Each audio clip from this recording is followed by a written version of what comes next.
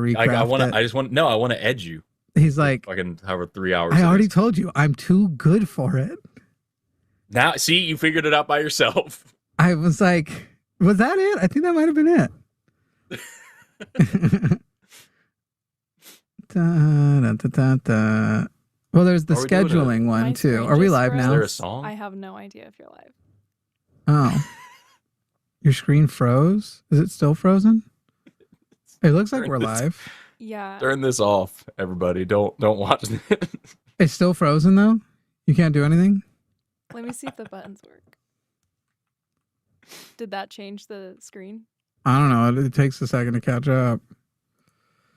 Jesus Christ. Can you people hear me? Yeah, people came in when I said I was edging you for 3 hours. That's what we're starting the show with. Hell yes. Wonderful. All right, I gotta go find out what's fucking wrong with this stream. I think it's just... I said you are not live. Of course we are. I can see we're live here. I just don't know if y'all can hear. But they heard you say the edging thing, man. so... Yeah, all right, one second, we'll be back. Welcome oh, to wait, now it works. EdgeCon on the line. Okay. It's a good thing he walked away right now. Hi, everybody. I'm Forrest and only Forrest, and I'm joined today by me. Welcome to the show. Welcome to Forrest, Valkai, and the line, and sometimes Jimmy Snow. I'm your host, Forrest Valkai, and this is Chewed Gum. That's my shirt.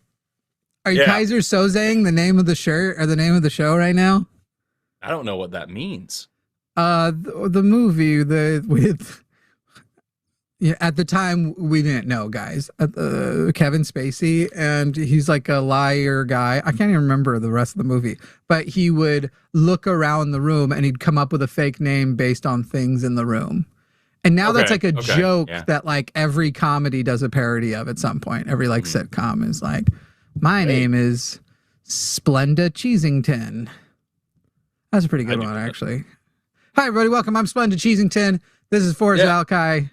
This is, by the way, just so you know, he got that name. He looked out the window and there was a forest. There was a bunch of trees and a Valkai flying overhead. And then there wasn't a Valkai. You know what there was. He had just taken a bunch of Valium and was seeing a weird guy. Hallucinating a guy. So it was actually technically Forrest Valkai, but he then said that to his wife who wrote down Valkai. Yes. It was my speech impediment that did it. It's a whole thing. It was a whole terror. Life's been hard. Life's been hard as well. I've heard that. You know, when is someone going to give us the shot? I wonder if Tim's going to call in again to talk about German oppression. Bro, you missed the fucking show this week. Tim called in just melting down that we're bigots toward white people because it doesn't bother us that 100 years ago, 10% of Americans spoke German as a second language or as a first language and also English. And that within that 100 years, after World War I and World War II, there were like laws that were eventually struck unconstitutional and taken down against like speaking German, and there was a social thing against speaking German and shit. And he was like, "Do you condemn that?" I'm like, "Yeah, sure, but it's not that big of a fucking deal." Also, he's upset that there was an injustice that was corrected. But now his problem is, and so I guess he would try and force German. I don't know. Now his problem is less than 1% of Americans speak German now. Yeah, of course. And as we all know, only white people are allowed to speak German. So that really is just an anti-white thing. Yeah. What a fucking snowflake. I can't imagine. I'm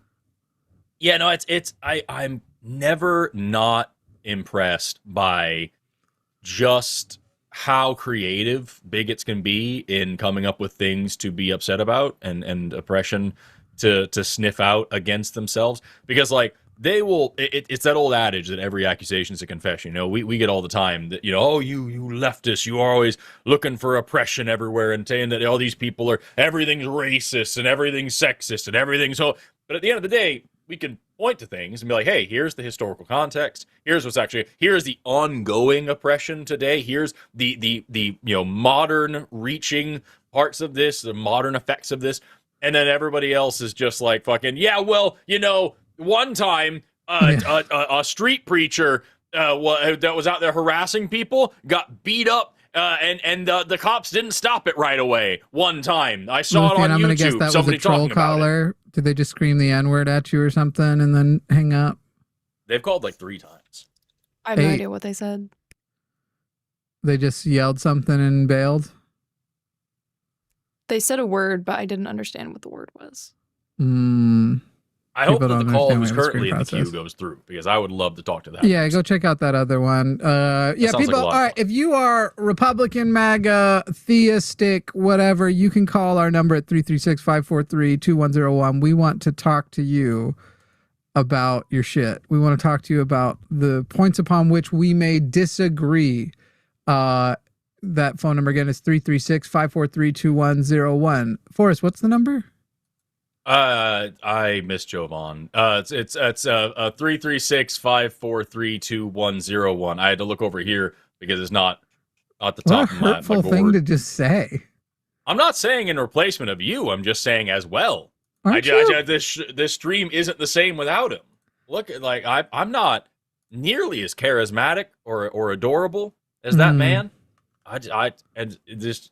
Everyone's worse off because he's dead. Hurtful. So rest in peace, Jovan. F's in the chat. Jesus Christ. we do not have the we're YouTubers. We don't have the benefit of an audience that isn't largely gullible. There's some very non-gullible, at least amongst us. We at least get the skeptics, but is that even 20%? And don't worry, if you're worrying right now, you're the one of the good ones. Jovan went off to fight in the Spice Wars, and now we're all here trying to maintain his legacy by telling MAGA cultists to fuck off. Yeah. So yeah, anyway, y'all can call in and explain to us. He's Jove gone. That's true. Shout out to that person in the chat. Well done.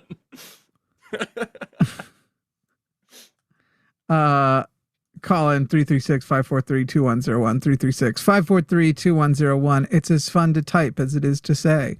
And send us your MAGA dads. Yeah. You know? So we can kiss them or debate them. Yeah. Oh, I've already seen y'all's MAGA dads, but it was very dark at that time. We're here to save this country, and I don't care who I have to kiss to do it. You, your dad, anybody. Your dad, you, anybody at all. Your dad, anybody. just but specifically your dad, guys. Tell your dad I said hi. I want to find out again amongst our audience. We'll start with who's MAGA here. Any of you MAGA? Yes or no? Huh? Oh, man. And then the next question will be, how many of you MAGA want to kiss? And then, how many of your MAGA dads want to kiss? Do they know that our number is 336-543-2101? Someone wrote, Jimmy Snow is everyone's co-host. The co-host is the friends we made along the way, guys. Yeah, exactly. You don't know. Hey, we have a person in the queue. The person came through. It worked. Kinda. I want to ask Greg a lot of questions. Tight. All right, let me switch the show audio here.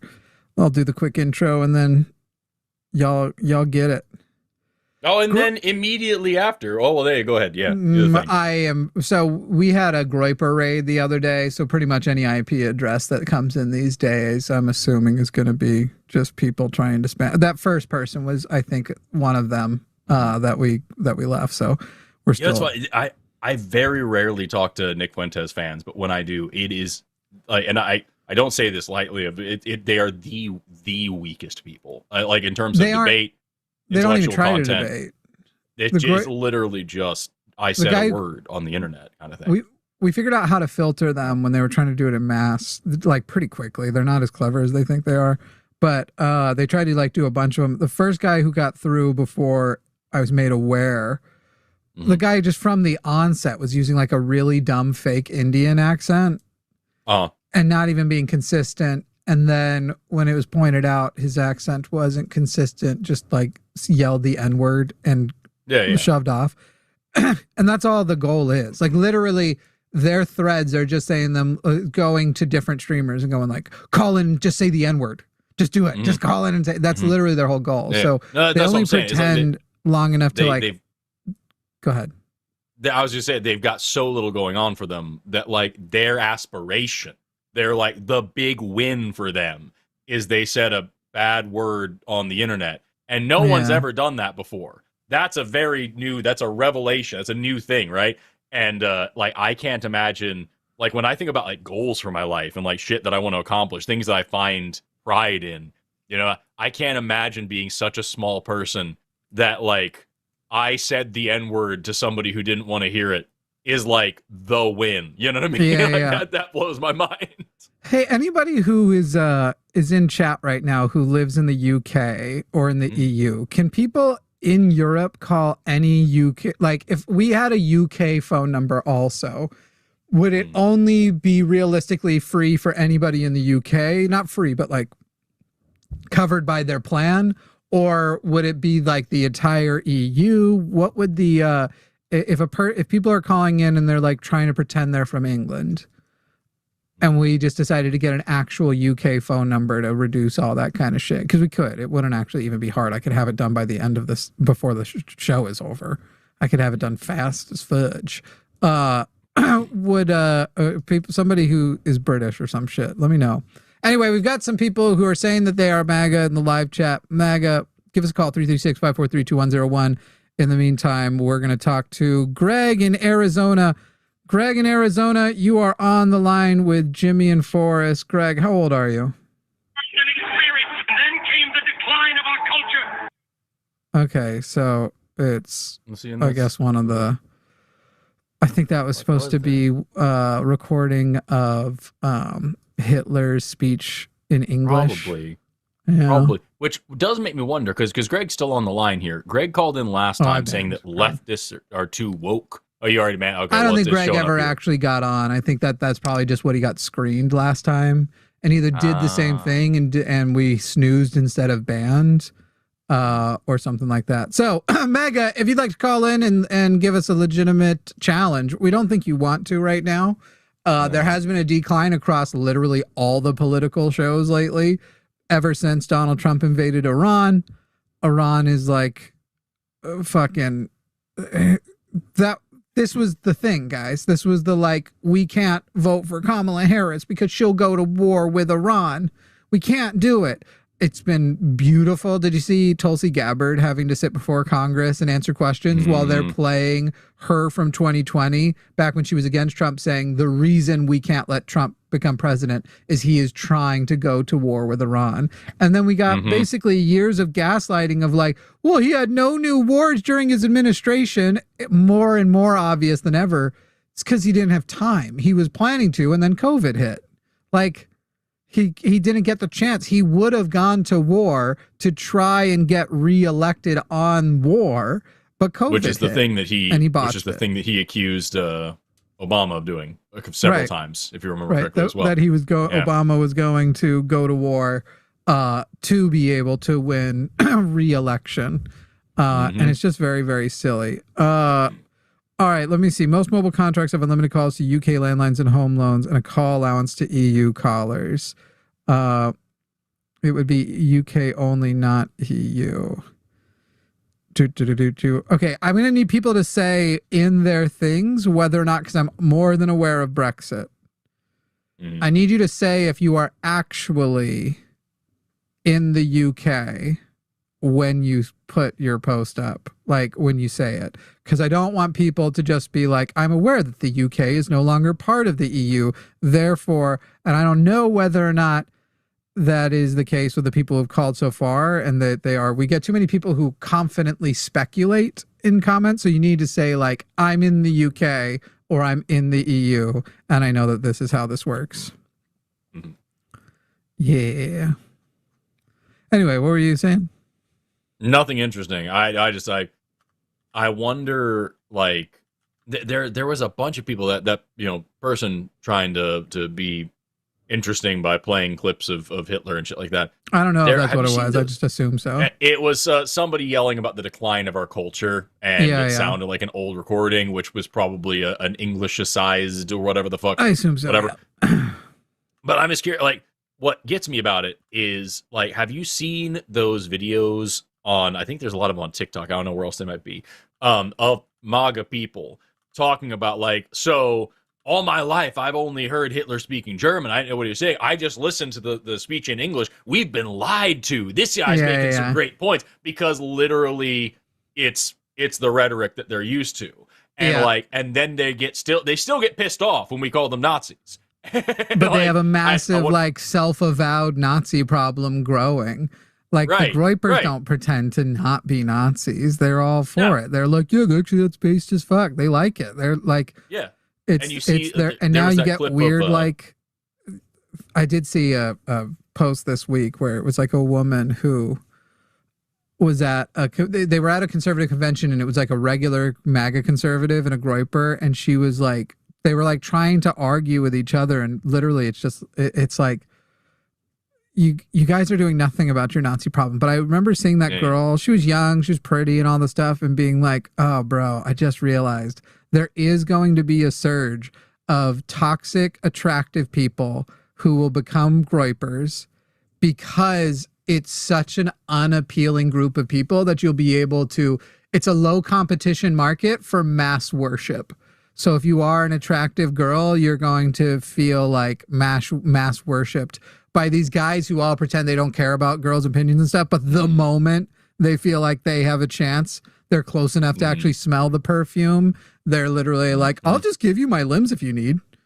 Right. Did you want my feet? And the whole thing about fucking, you know, how you know, this was all based and everything like that. I don't know if you saw that interview with Fuentes. I think it was Piers Morgan. I know Rationality Rules covered it on his channel, where he was like, yeah, I mean, yeah, Hitler he was cool. He was based all stuff. And Piers would not let it go and just kept saying, what do you actually mean by that? And here's this person whose family was killed in the Holocaust. Tell them about, like, what are you actually talking? And when he was actually pressed on it and couldn't just hide behind the it's all jokes and trolling thing, he was like, I just like uniforms and parades. He didn't even have the fucking balls to stick to his own fucking Nazi rhetoric. The Nazi aesthetic bullshit. Yes, it's all just the aesthetics. That's all it is. Yeah. What I think is funniest about it is like just the two of us. Just the two of us. You talked about that, like, where it's you know, obviously they're all incels and they don't like women, and but if a woman were to fart in their direction, they'd be on their knees begging for more, and it's the same basic thing always. Right, tale as old as time. There's something about going to incel threads and watching them like shit talk the people who left because they got a girlfriend. Yeah. Go on. Sorry. Yeah. Well, I'm just saying it's the same thing with Nicholas. It is all of this talk and all of this bombast and all of this desperate pleas for attention that just fucking fall apart as soon as anybody even halfway remotely serious tries to have a conversation or like holds them to anything at all. They're just fucking so fucking weak. And that's what I see with MAGA. And you talk about the persistent, you know, Nazi problem. It's the same fucking weak copium that MAGA huffs all the time, talking about how, the Democrats were the KKK and the pro-slavery party. Cool. Who did the KKK vote with today? Well, you know, the Nazis were socialists. Cool. What socialists support Nazis? What did the Nazis vote along with? Is it socialists? They weren't. They weren't. Yeah. But like it's the same fucking these easy fucking.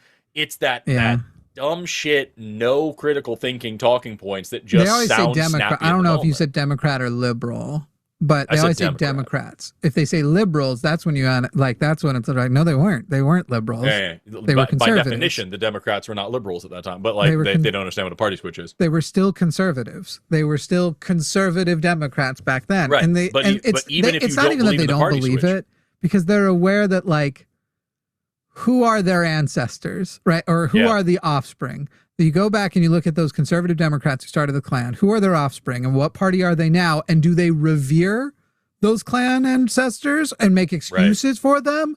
Or are they like, and that was wrong? And generally you'll find like, well, my Confederate grandpa believed whatever he believed. I'm not sure exactly what it was. It's he was heritage, fighting not for his hate, country, and he was fighting for his rights. If I had a heritage of being a fucking loser, I wouldn't be that proud of it. And like that's what I'm talking about is like, even if you don't believe in the party switch and all that stuff, and even if you don't understand the history of your own fucking country, who do these fuckers vote with today? Who are the KKK and the Nazis and all these people currently supporting? Is it the liberal socialists? Right. What? Like, what? Right. Ugh. We have some people that... Yeah, we got people lining up. We got some Poe's Law on the... We have two. We have two Poe's Law lines and one that's like, okay, whatever. So let's maybe talk to MAGA. Hard to tell if you're trolling because the shit you believe is so fucking stupid in the first place that it's difficult to tell. We'll see. We'll see what happens. Yeah. Orion in Oregon. Hello? Orion in Oregon. Yes, hang on a moment. Orion in Oregon, you're on the line with Jimmy and Forrest. Orion, how old are you? I'm 15. Or not 15, 16, sorry.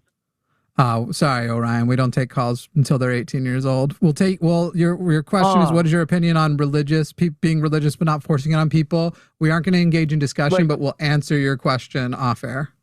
Or when you're sorry for calling that I'm underage. My bad, bro. No worries, Orion. Thanks. It's not a big deal. Anyway, there's no such thing as harmless faith and harmless religion. So when you say not forcing it on people, I say that's less harmful than obviously the versions that do force it on people. But participating in a faith foundation is bad. It's bad for society. It's bad for you. It also sets you up for, there are algorithms that target specifically people like that for exploitation. So on the personal level, and then communities like that.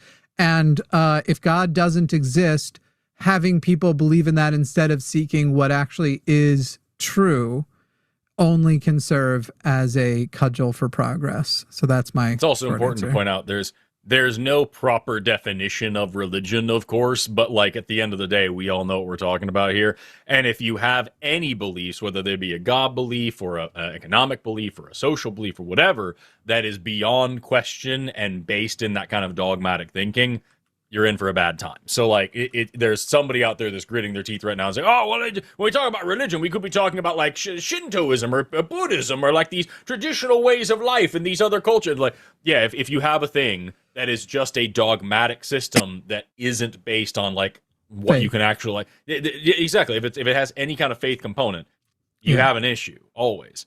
Yep. It's whatever. Yep. Unless you can show that faith successfully leads to truth. If you're saying that there is some presupposition of faith that is validated, every other presupposition that we can even come close to justifying are those that we have no choice but to presuppose, like I exist, I'm not a brain and a vat, and all that kind of shit. Those are the only.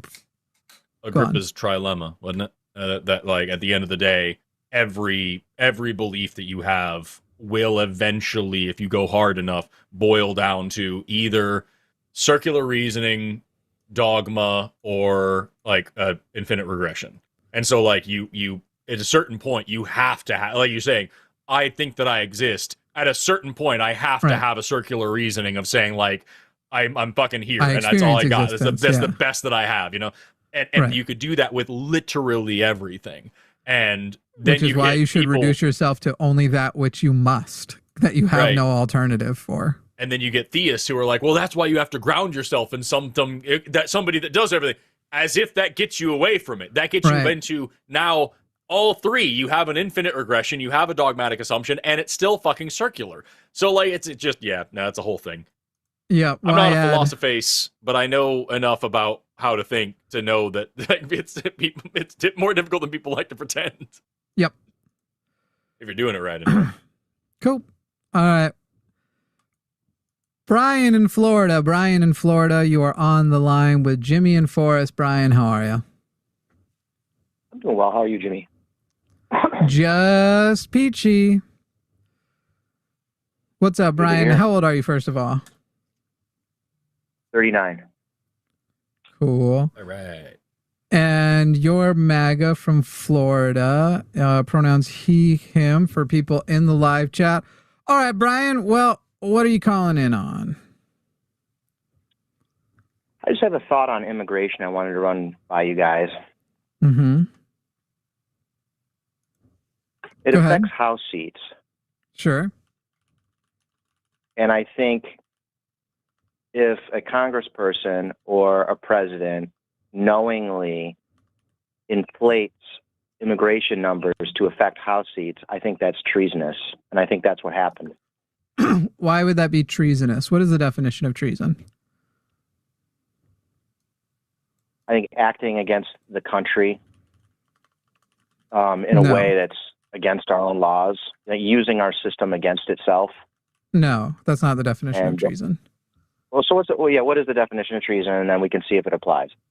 Yeah, basically it is the assistance of, let me think of the colloquial way to put it, and then I can look up the exact verbiage. You would have to be assisting an enemy that we are at war with. So trying to destroy the country. Undermining the interest of the United States. I mean, and I think undermining No. Undermining the interest of the United States, then everything is treason. Speeding would be treasonous because it's against the public good. It's undermining the well-being of other citizens. So your broad definition doesn't work. It's too broad. Specifically, you have to be basically giving comfort and assistance to people to countries that we are at war with, and refugees and immigrants wouldn't count because they would no longer be considered a part of those people. Additionally, like Donald Trump lifting tariffs in order to allow Iran to sell a bunch of oil and make a bunch of money that they're going to use to buy the bombs that are hurting us, our soldiers with. For example, it's supporting countries that we're at war with. I'm just curious to know, I'm going to let Jimmy take this line of questioning the way that he's doing it. I have a totally different question whenever he's done about what immigration is actually all about. So, Jimmy, please. Well, my next question was going to be, how bad currently is our immigration system to an immigrant, do you feel? How, on a scale of, F to A, where A is, it's as easy as it should be.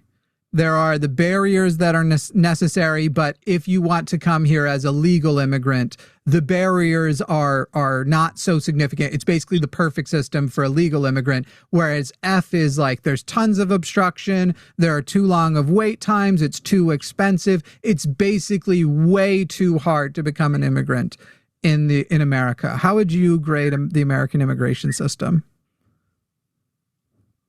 C minus. What'd you say? C minus. Yeah, so C minus isn't good. You wouldn't go to a doctor knowing they got a C minus, despite the fact that that's probably what a lot of their GPAs were.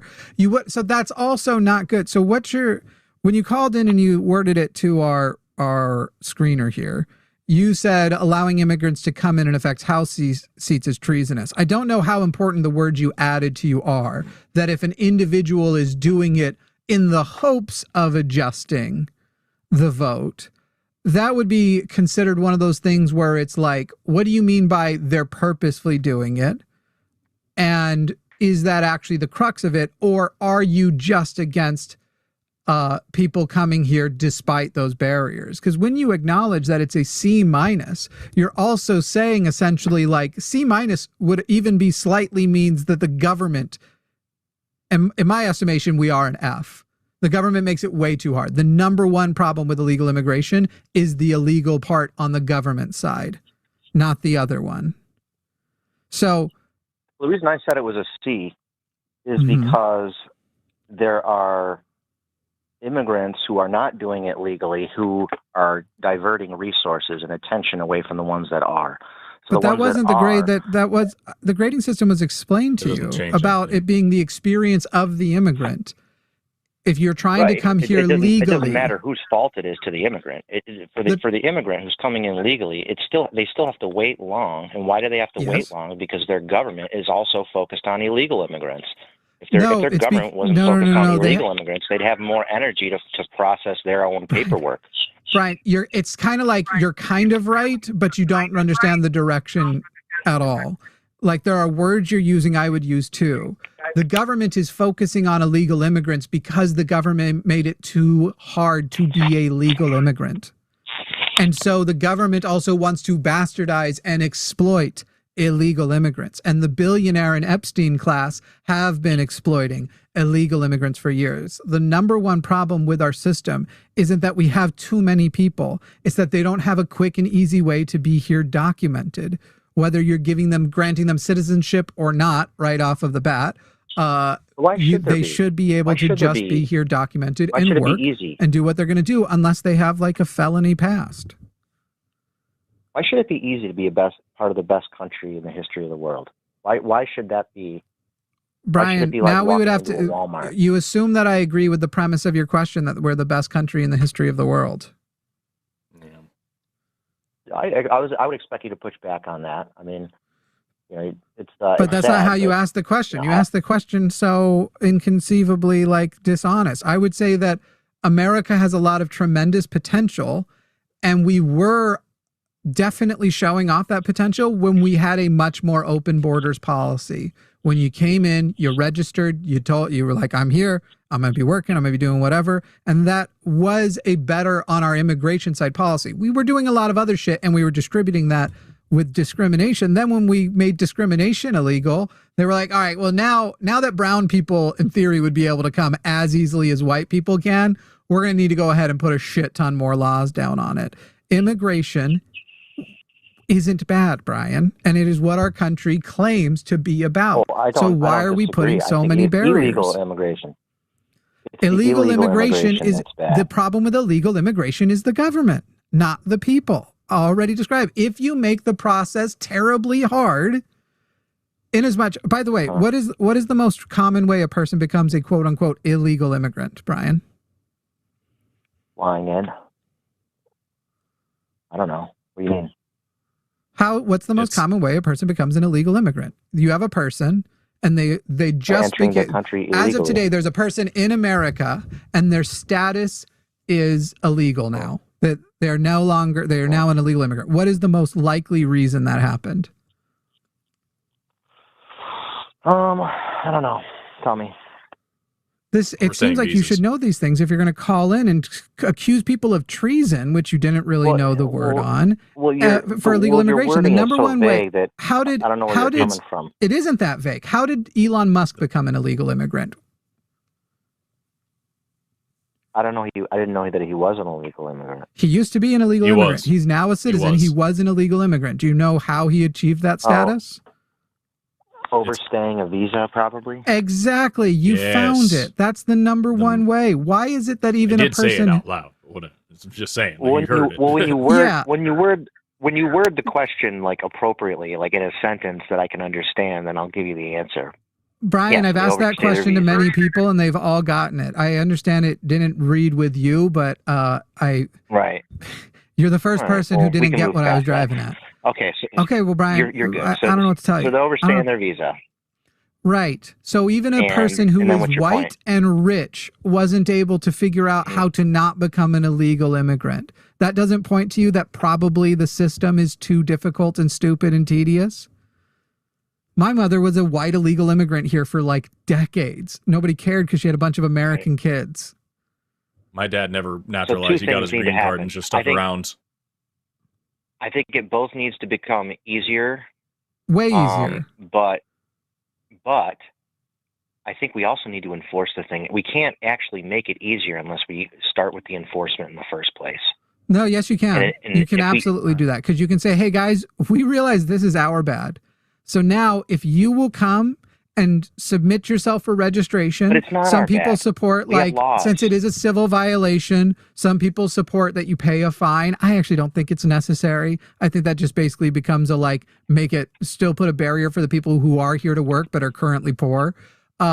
Anyway, come in, get documented. We're going to run a background check. Look, if you are a felon from another country, you're out of here. But anybody else who all you've really done is be here illegally, we're going to register you because we realize we played a part in this. And now you're registered, you're documented. And now if you commit a crime, it's also going to be easier to find you. You know, morally, in a way, you were born on third base, in a sense, because you're in a country where people come to it and you want them basically to not be an American. An American follows the rules. if in where we hold each other No, accountable. we don't. If we break No, the we law, don't. if we break the law, No, we have we a justice don't. system. It's by You're it's by MAGA. design. You don't believe by any design. of this. How do you Of course feel I about do. Donald I mean, Trump I'm telling you what I pardoning believe. all the January 20th insurrectionists? January 6th. January 6th, I meant.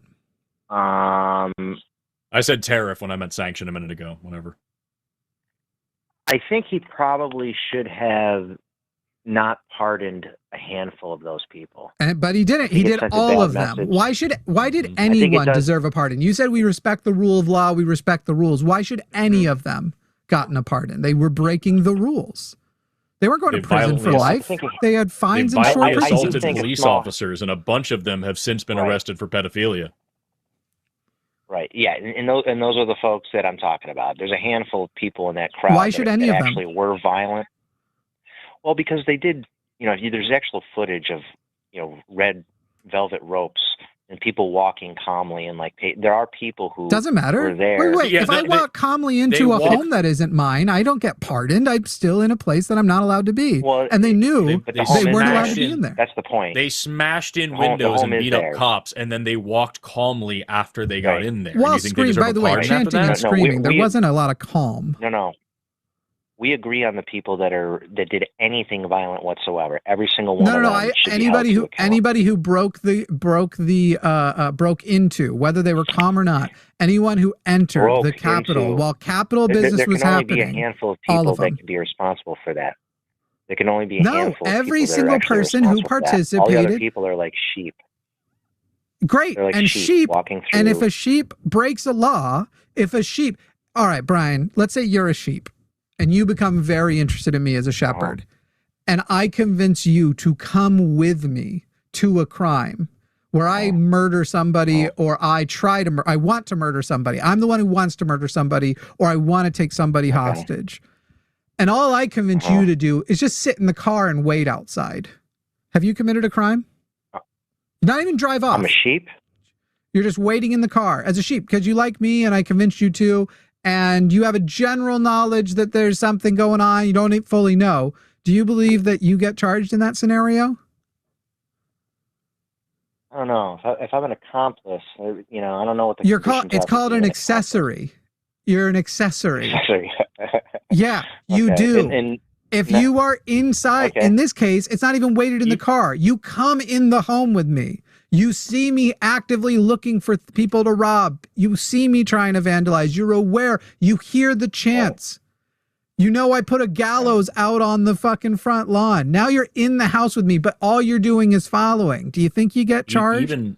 Even if you're completely stupid, like Yeah. ignorance is not an I do. excuse in any court case. Like I you can't say, do. I just didn't know I was breaking the law. You still get charged. And so, Brian, I'm not think going to that's hear from a okay. I MAGA do guy think that that's to be okay. an American means following the rules. The DOJ is currently openly denying Congress the law that Congress passed on the Epstein files. Okay. Donald Trump is openly violating the emoluments clause. Nobody's doing shit about any of those things. And this is at the highest level. These are people who are trying to accrue power and money for the sake of power and money. And you're sitting here and being like, Jimmy, to be an American means follow the rules. So this person who came over here to work because they were fleeing poverty or they were fleeing oppression, they were fleeing violence, at the end of the day, they broke a rule about an imaginary line. They crossed an imaginary line, a mythical line, and they shouldn't have done all of that to make their life better. I don't care about that. That is not a law. In the same way that I'm not going to tell you, Brian, that you're not allowed to be president because you've gotten speeding tickets. I'm not going to tell them they're not allowed to be American because they crossed an imaginary line. That is not an important or significant crime. Any other crimes they are guilty of, any other felony, anything else like that they are guilty of, sure. Up to and including deportation if they're drug traffickers and all that kind of shit. If it's not better to actually keep them in prison here. That's a completely different question about like treating it. Brian, I see people like you as going, they committed a crime, therefore the maximum punishment of deportation should be on the table, which to me is like, okay, well, you sped, we should kill you. You did a speeding ticket and that's illegal. And one of the ways we handle illegal people is execution. So you committed a crime. Therefore, any remedy is okay. And I don't even feel a need for any remedy at all for people who cross an imaginary line who are otherwise here supporting us, supporting their family, are good people. But like I said, there are people, Brian, who think that you should have to pay a fine. You go and you register and then you owe the America $200 or whatever the fuck it is. Some people believe that. I just think it's stupid. You make deportation sound like it's going to the electric chair. It is for a lot of people. Deportation literally gets people killed. Deportation gets a lot of people killed. Back to the place they came. And if the place they came was safe, they wouldn't have left it, Brian. You're saying you're now treating it like it's not the electric chair or like it's some arbitrary, silly little thing. People who flee their country to come here are fleeing for a reason. And we send people back. We send people back to their quote back from whence they came. When we aren't putting them in CCOT, when we aren't putting them in concentration camps, we do send people back to die. Right. Yeah, we want to help the people that are genuine asylum seekers, but we need to actually distinguish the people that are just on vacation to use money or use America for money. And to you, it just seems like it's a financial transaction, and being American is a lot more than that. That's such a dumb, Brian. Then why do you think we have such a problem? Then why do you think we have such a problem with ICE arresting asylum seekers and refugees and shit? If we want to protect those people, why are they still being rounded up by ICE? It remains to be seen if that's a problem. It remains to be seen if that's a problem. There's literally judges have had to put out like restraining orders and court orders and shit to try to put a stop to it, and it remains a problem. Also, it's a problem. You mean the system is? You mean the system also, it's is a working? problem that ICE is. No, it's not the system working. No, it's not a system working. It is the system trying like hell to catch its breath as we roll out this white nationalist fucking fascist regime, storming into schools, hospitals, churches, apartment complexes, daycares, places all around the country, rounding up people based on their skin color. If this was really what you're saying, we wouldn't have cases of ICE arresting people at their immigration court hearings. We wouldn't have cases of ICE arresting people at naturalization ceremonies. We wouldn't have cases of ICE arresting people who are U.S. citizens and veterans simply because of the color of their skin or their accent. What you're talking about here is a very flowery and oversimplified Mott and Bailey of like, well, immigration's, illegal immigration's bad because illegal things are bad. Meanwhile, you support a 34-time convicted felon and rapist, and you don't care about the fact that ICE is doing all the things that you're sitting here pretending they don't do, and the fact that when we deport people, it is absolutely sending a lot of them back to their death because a lot of them are fleeing from violent oppression in their countries. If you don't want to go live in the fucking border of Mexico, they don't either. And they're coming here to get a better life for themselves and their family. I would break the law to do that. I'm so shocked if they think that you wouldn't either, because that's what this fucking country was founded on. So, like, this is just lazy-ass thinking to get away from the fact that your initial call point here was that immigrants coming in is affecting House seats. What's the problem? Only legal immigrants are able to vote in these elections. Only legal immigrants are able to run in these elections. So why do you have a problem with citizens participating in their government no matter where they come from? They came to this country. They're part of this country. They're Americans. If you have a problem with Americans participating in American democracy, I don't know why you call yourself a patriot. Because at the end of the day, the real problem is they're just not from here. They're foreigners. They're poisoning the blood of the nation, as Trump and Hitler famously said. You're just fucking racism veiled thinly with some bullshit Western superiority bullshit. It's fucking lazy, and it's been 19 miserable minutes, dude, and I don't know how you think you're fooling anybody but yourself. Oh, I thought you were going to finish up. Yeah. Hey, Brian. The only people talking about Brian, I have a question for you. And you guys are the racists. Hey, Brian. I can prove it. Yeah, sure. Brian. Yeah, prove it, bitch. You'll prove it here in a minute. In a minute, Brian. Hey, Brian. Brian, you don't get to decide when it happens. I told you I have a question for you. You can prove it in a minute. Brian. Hey, Brian. I don't watch chat. If you're watching chat, that's idiotic. Brian. No, I don't. The question for you is. Maybe I should. Hey, Brian. The question for you is: are people allowed to seek asylum if the thing they are fleeing is poverty? No. Exactly. So our asylum system isn't good. Because poverty is as bad for your health as any of, if not more, than the things you can currently flee poverty from. So as you're saying we should take legitimate asylum seekers, and you're sitting there and going, what about the people who are just wanting to come here and just take from it? Well, first of all, we already know undocumented immigrants pay more into the system and make America more money than any of them take out. And people who are putting in the work to flee poverty tend to be very hard workers. In fact, some of the hardest workers are the people who know what it feels like to be poor because they are terrified. I've only ever been American poor, white American poor, and I'm terrified of being white American poor again. And that drives a very heavy amount of me. And you find the same things with immigrants, which is why so many of them end up in very laborious jobs, because they can put their, as the Mormons would say, shoulder to the wheel and make a living. And so you're basically coming in with this idea of like, oh, yeah, legitimate asylum seekers, but you wouldn't, do you support that? Do you believe you should be able to seek asylum from poverty? Not from poverty. I think there should be so other dumb. circumstances, but because if that were true, I mean, that's just like anyone can say that, and then it's just not. You're right. Documentation doesn't exist. And I think, hey Brian, I'm going to blow your mind here. I don't even think you should have to say that. The system's not really working, right? We both kind of agree that the system's not like actually working properly. So if we Brian is now trying this thing where he goes, what if I just talk when I want to and go to another topic and then start saying, and we can both agree instead of asking if I agree. And this is the point where, as Forrest already mentioned, it's not like it's been a great time, but past the 20-minute mark especially, I will use the mute button more liberally. I still want to, I want you to finish what you're talking about, but I would love for Brian to prove that we're racist. I love the fact that he said that, like, oh, the only people bringing up race is you. No, you've been talking about race this entire time. You just haven't outwardly said it because you know how it sounds. Like, at the end of the day, you're talking about these dirty, evil foreigners coming in here and changing our elections, which isn't an issue if you aren't, some sort of weird ethnocentrist. Not all Americans are of the same culture. We all blend together in this crazy thing called a melting pot, right?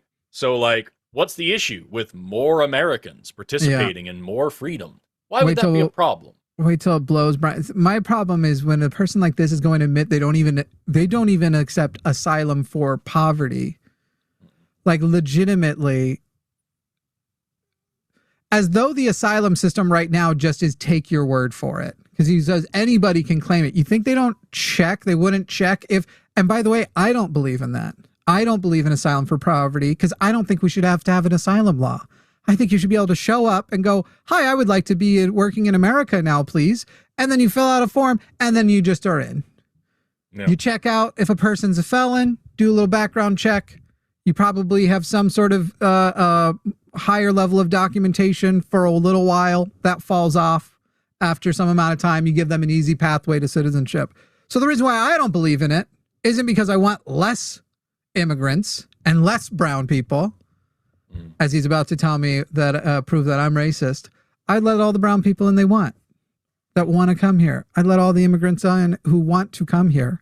And you will find that the economy will balance out. You will find that you don't have to worry about an excess of people because they are good, robust cultures who we have plenty of room for.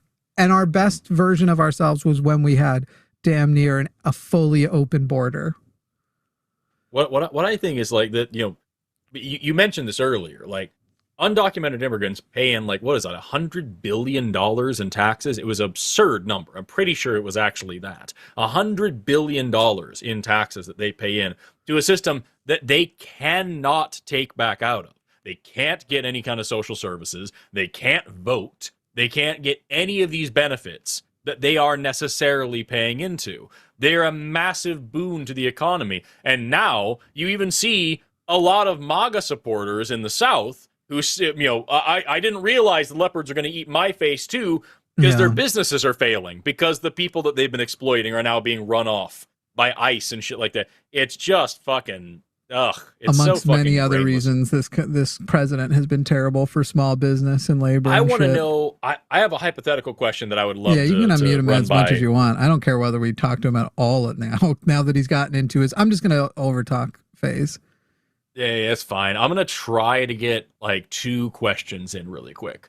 Brian, I have 2 questions for you. The first one is this: what would you say to somebody who was born in the United States, so they are a U.S. citizen, but literally out of the fucking, just immediately out of the womb, they're packed up, put on a plane, and they move to some other country somewhere in the world that has totally different values than us. You know, they move to China, they move to Somalia, they move to whatever the right-wing buzzword country is today, and they live there their entire lives, but they're still a U.S. citizen, and then they come back here, all they've ever known is that country, they move back to the U.S. at the age of 35, they're a U.S. citizen, and they want to not only change, laws, they want to run for president, because they're 35, and they have the right to do it because they're a U.S. citizen. Do you think that is acceptable?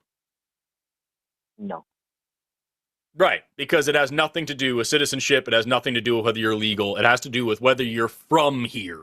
That's what it really comes down to. That's what we're talking about. We talk about how this is just thinly veiled bullshit. Not necessarily from here legally. And I think if someone's exploiting that person is from here legally. Legal system. Right, no, that's not an exploit. That is the constitutional law. Their parent broke the law. No, they didn't. If it just so happened. Well, okay. Who said their parents broke the law? Well, I'm assuming that their parents were from another country, right? Wherever that country is. They were citizens too. Oh, we're just like you're making up scenarios here to try to justify this. I was actually trying to find a way where your argument was even close. Well, now your argument's even further away, and actually, their parents come here. Their parents, let's say their parents are immigrants. They come here and they set up shop and they become citizens, and they have a child who is a citizen, and then they go away. Okay. And that child grows up their whole life in this other country, and then they want to come back here and be a part of our political system. Do you have a problem with that? No, not at all. I think that's fantastic. Okay, great. So now change it up. Go back to what you were saying. The parents aren't legal citizens. They were here on a visa. They had the child here, so it's citizen, and then this same situation happens. What does the citizenship status of the parents have to do with the legal rights of the child? Tell me the difference there. I think it's the conditions in which it took place, but this isn't something that I actually feel that strongly about. I can actually see both sides of the fence on it. Not someone. It's just a stress test. It's just a stress test for your original claim. Funny. Because your original claim was that immigrants are going to come here and they're going to change our laws. They're going to vote in new people, which isn't a problem. That's the law. They're allowed to do that. That far. You said that they were going to affect the House seats. It's actually a fact. The fact that illegal immigrants are counted in the census, which goes to the apportionment of House seats. That's a fact. And where House seats. Yeah, Brian, you're assisting. You're assisting Forrest. No, stop, Brian. We already know this because we're familiar with the Constitution, unlike the average MAGA. The Constitution apportions. I'm sorry, what? I don't know if your listeners are familiar with the Constitution. You're not familiar with the Constitution, Brian, and you're literally sitting here.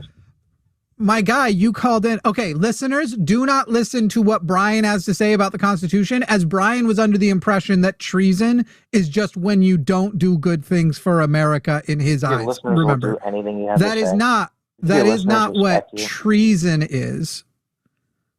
And that was your original point, Brian, was that people who are purposefully, which you haven't established as a real thing, purposefully doing it for the sake of adjusting Congress, that is their goal. Your dog whistling replacement theory, Brian. This is why we know you're the racist, even to say you're going to prove we're racist. We know what your dog whistling. I was going to get back to that. As you also don't even know what treason is. You've been holding me off on proving why you're racist. You don't want to open that door, do you? I literally just said a second ago that was going to be my next question. We just weren't going to let And you he said it a couple divert minutes ago, from the too. thing that you were Okay. being wrong about Well, and using are that we as a there dodge yet? to get out of Brian it. melts down about we can't divert to the Are we topic there when I yet? feel like it. My script does not accommodate me when you ask me to define these terms that I have proved. How many terms did I ask you to clarify that you didn't know so far?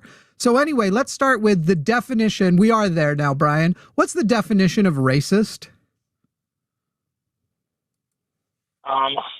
Thinking negatively about a person based on their race, having a negative feeling towards someone, towards their race, doing bad things on the basis of race. Close enough. Sure. You're going to, Right? it's the racism is generally the belief of a superiority of one race versus Right. another. Okay, great. Right. Now, which race do you believe we believe? You're saying we're racist, so let's start here. Which race do you think that Forrest and I believe are superior to other races?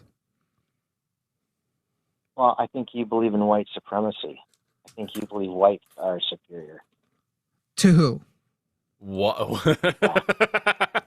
You believe that we think Awesome. that whites are superior to blacks. Excellent. Okay, now what is Right. your proof for this assertion? Well, you think that they need government help. You think they need food stamps No. and EBT. No, Excuse I me. don't think they need that. I Excuse think me, they're on good the No, I don't. basis of being black? They can do it themselves. Excuse me, Yeah, you you- are you- incorrect. Fundamentally base- don't even understand what we think. Right. On the basis of being black, we believe not on the basis of race, on the basis of economic position. Anybody who should find themselves in an economic position, especially one, this is like the oldest, most stupid, you guys are the actual racist argument. Mhm. Literally, I no thought it was matter gonna be what one your of the race funny is, ones, including but Brian, no. you, who I feel based on the things you've said, are coming off white. Are you white, Brian? It's a similar kind of logic with abortion, too. Hey, guys Brian. say No, it's Brian. on Your my question. Christ. Hey, Brian. Your question was, are you I white, get to Brian? do with it what I want. Okay, cool. So Brian's now not going to engage. He said he was going to provide the proof. I don't care what your race is. If you find yourself in an economic position in a country that already has an Epstein billionaire class, that has terrible wealth inequality, and a system that if you are in poverty, you are meant to work much harder than the rich have to work just to stay afloat, not even get ahead, just to stay afloat.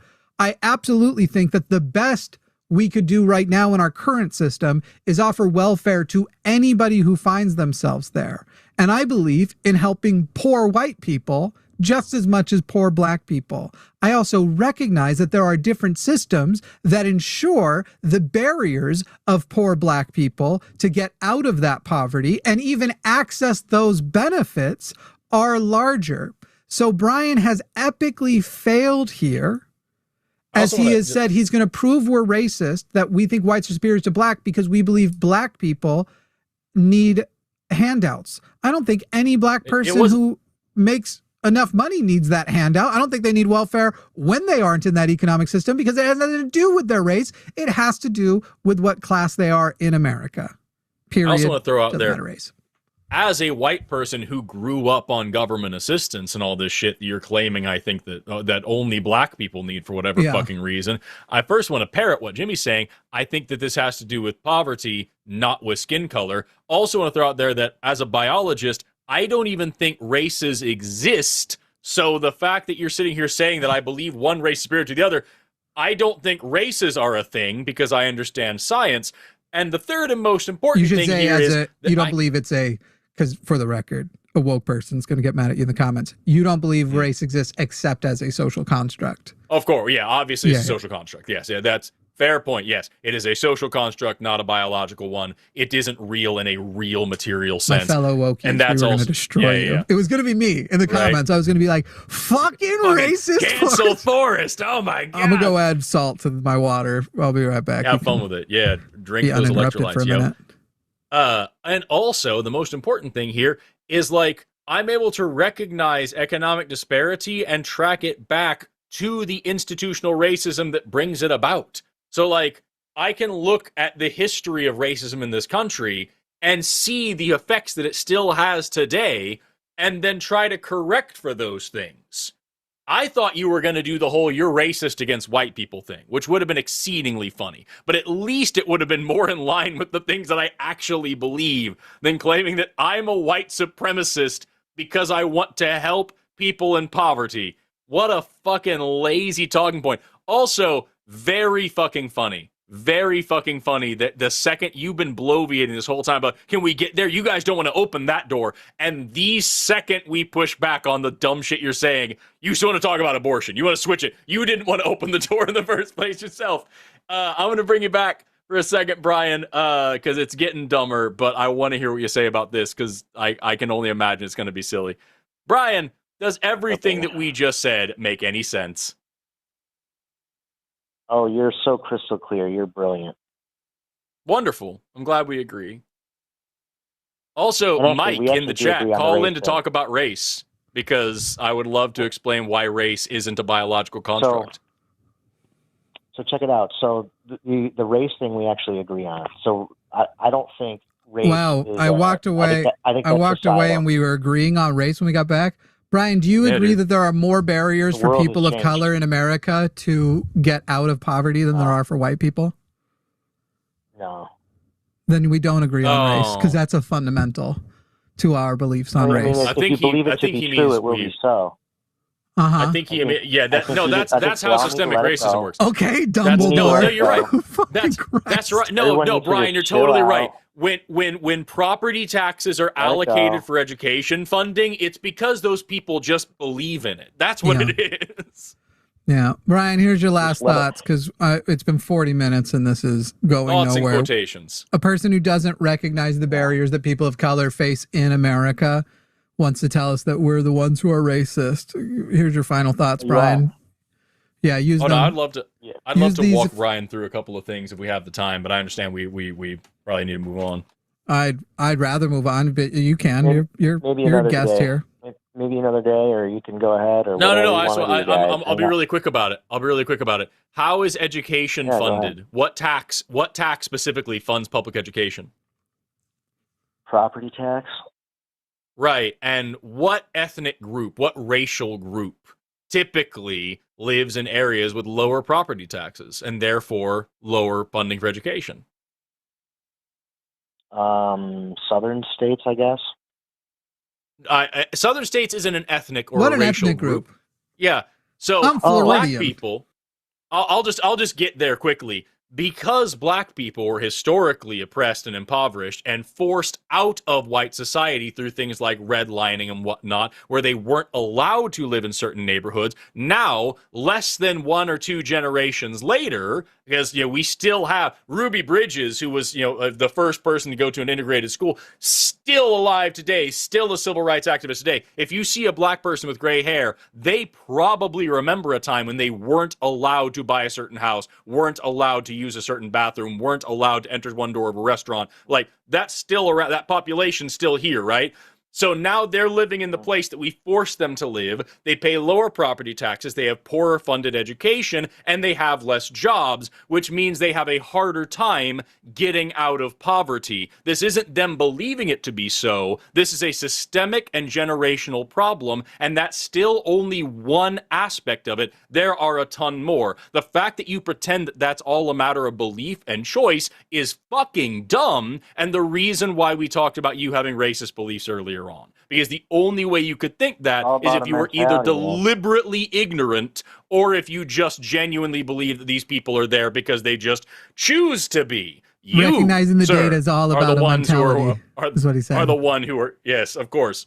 Yeah. It's Hey- all about mentality. Hey, I think there's value. Forrest in also. Nah, being Brian, married actually, before that's you have great. I don't care. children. I actually don't care. I actually don't care, Brian. It's 40 minutes at this point. The last thing I was going to say that Forrest just didn't mention, because his point was perfectly great. But you brought up that it was like these were happening to the previous generation. Redlining actually has never stopped. It's just taken different forms. You can even look at the grants, the money that you get for being in the military, and how black people with the absolute same everything else are getting their GI bills rejected at a higher rate than white people. are. That there was Navy Federal Credit Union seemingly redlining GI bills. But then furthermore, because this was only in previous generations, that also means that you have, I mean, if you don't at least acknowledge the racism in the past generations, I don't know how to fucking help a person at that point. It's just a mentality, man. It's recognizing the data and the history. But think about how many kids take advantage of their parents having a solid credit score because they had homes, because they bought cars and all that kind of shit, and getting a co-signed loan, whether it's for a car, a house, or whatever else. And they don't get, you are less likely to do that. You are less likely to have access to that, to have access to the fact that we have a co-signing system that will disproportionately benefit the people whose parents weren't discriminated against, meaning that discrimination persists because we discriminated against parents and we have a co-sign system. Yeah, I'm down with that, Forrest. Because we have a, like, it's just, anyway, I made Brian hold, I'm no longer offering final thoughts. We're past 40 minutes on this and I don't care. What did he say about he hopes we don't have children or some weird shit? No, he was saying he thinks it's valuable to get married and have children. Now he was going to go off on his Christian nationalist. Okay, because that's what I was going to say. Like, that sounds against the great replacement theory shit that he was saying a minute ago. But, like, no, of course, he wants the white people to go. I assume he would want us, to go and replicate with our various whites. You know, don't throw too much to Pinkin. I don't care that much about. I'm in no rush for another. Happily child-free. Germans, guys. You guys don't care about the oppression of the Germans. At the end of the day, the oppression of the Germans is really what we should be talking about. All right.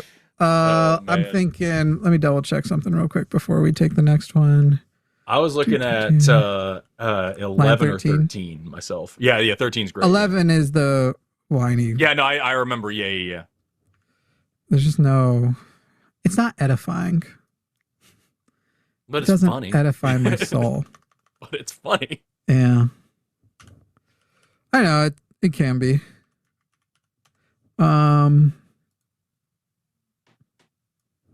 Just checking on. Okay. He's doing a thing, y'all. I'm kind of troll screening. I have a way of raising or lowering the odds of whether or not a person is a troll. Taylen, pronouns he, him, from Illinois. Taylen, you are on the line with Jimmy and Forrest. How are you? Hi.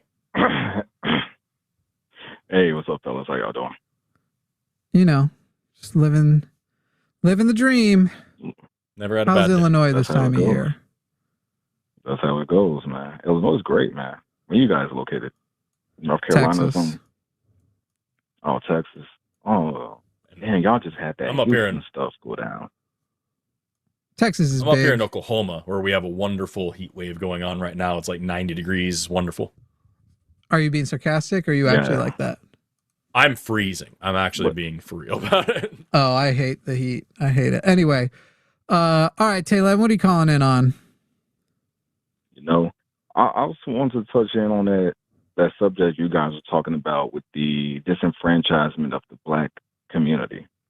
Mm-hmm. Yeah, and I think that, you know, a lot of people don't understand, and I think you guys are doing a good job by trying to have these debates where people present why they believe the blacks are lazy or whatever versus the reality, like you guys said, that we were excommunicated from the financial process and not allowed to participate in even using our GI Bill, for example, or buying a home. And there were communities that were building homes and said, nope, no black people can live here. And that my grandpa bought one of those.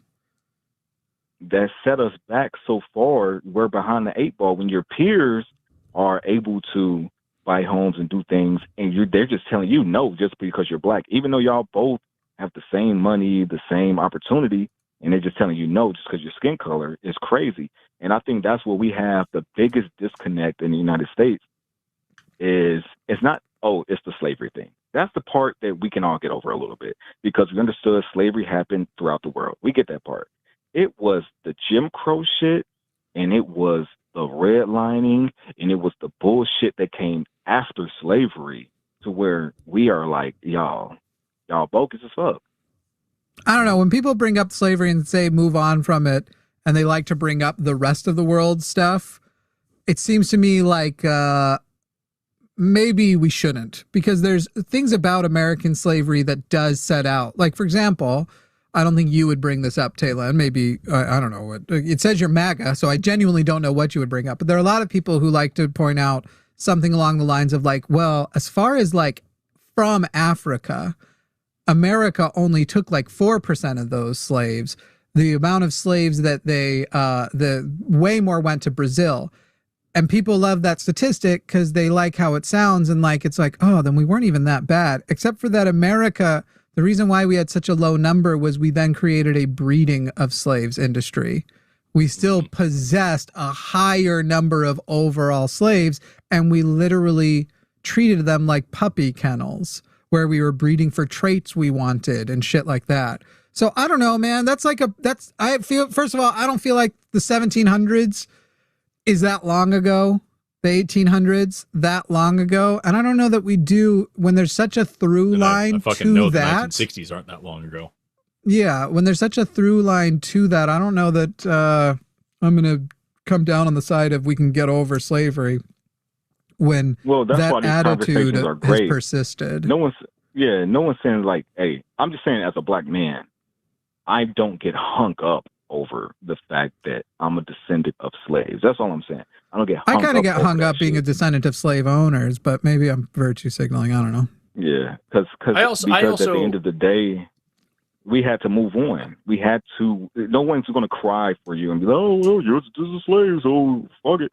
No, you have to move on.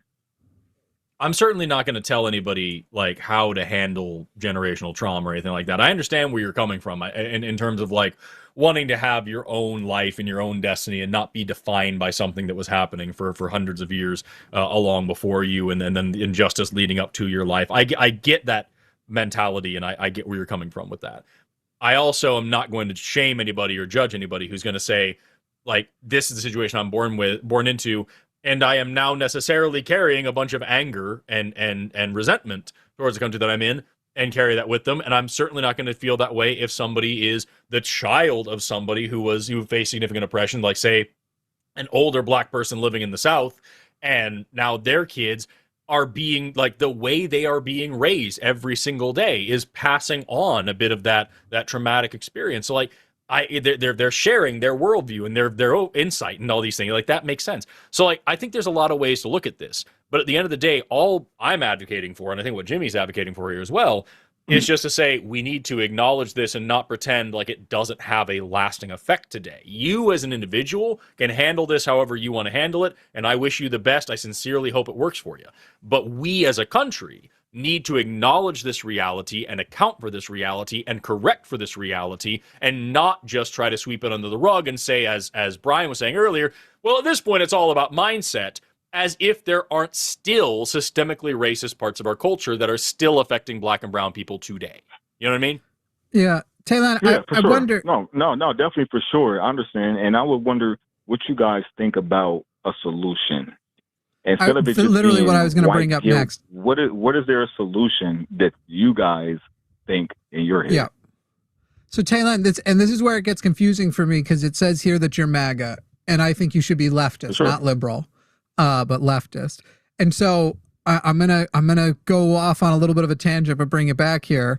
The first time I've ever warned people, as though I don't do this with every fucking call. Anyway, you have this overlap of people from, like, conservatives to, I wouldn't say all liberals, but a lot of dumber liberals, a lot of liberals who just want to say like they're lining up on the right thing, who will discuss something called reparations, and they'll describe reparations as basically a payout. Just like, if you're black, we're just going to give you this fund of money. And that's like, or you're just going to get cash, and then we're going to call it good, right? And now we're good on slavery, right? Never have to talk about it again. That's kind of like that's kind of what conservatives represent reparations as, and that's what a lot of people who are liberal or left-leaning and don't actually even know, they're just Reddit leftists or whatever, think it is.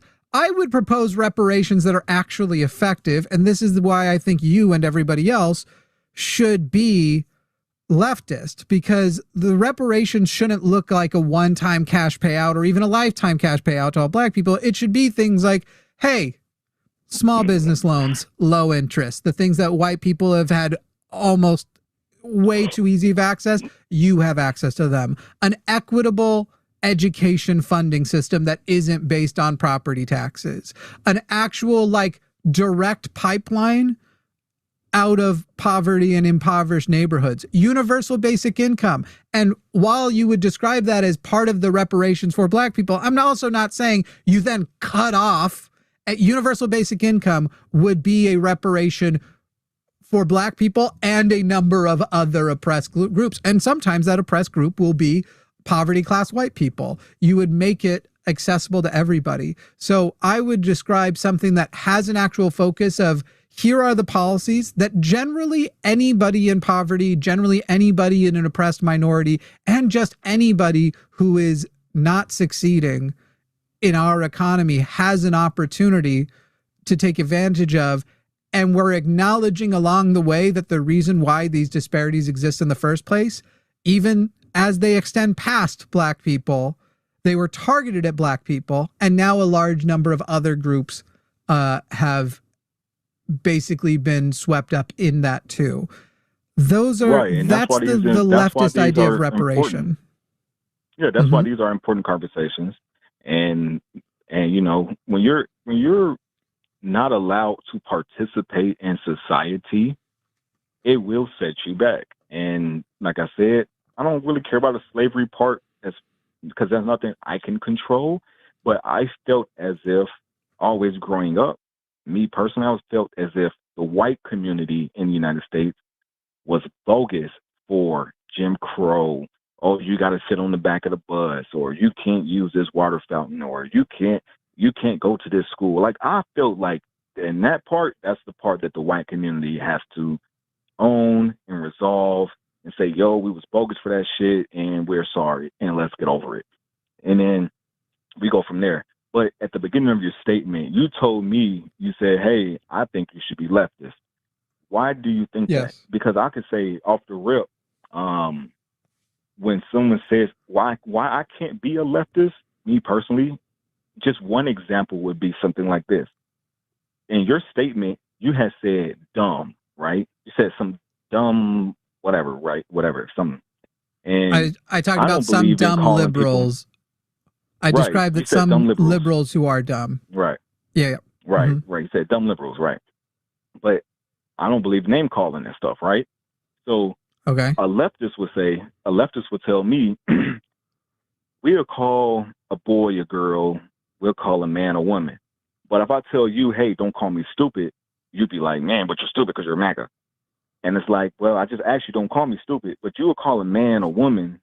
You'll call a woman a man. Several first of all. But you won't. But you won't tell me. Yeah. But you're gonna sit here and tell me that even though I'm not stupid, even though I went to college, even though I graduated high school, even though we did all these different things in life, you're gonna sit there and call me stupid just because you don't agree with how I feel.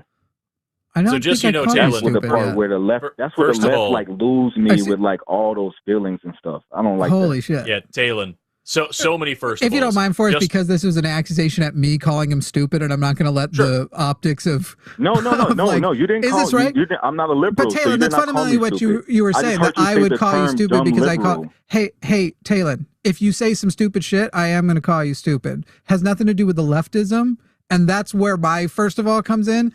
That's fucking crazy, dude. And I'm going to use the word crazy. As though this is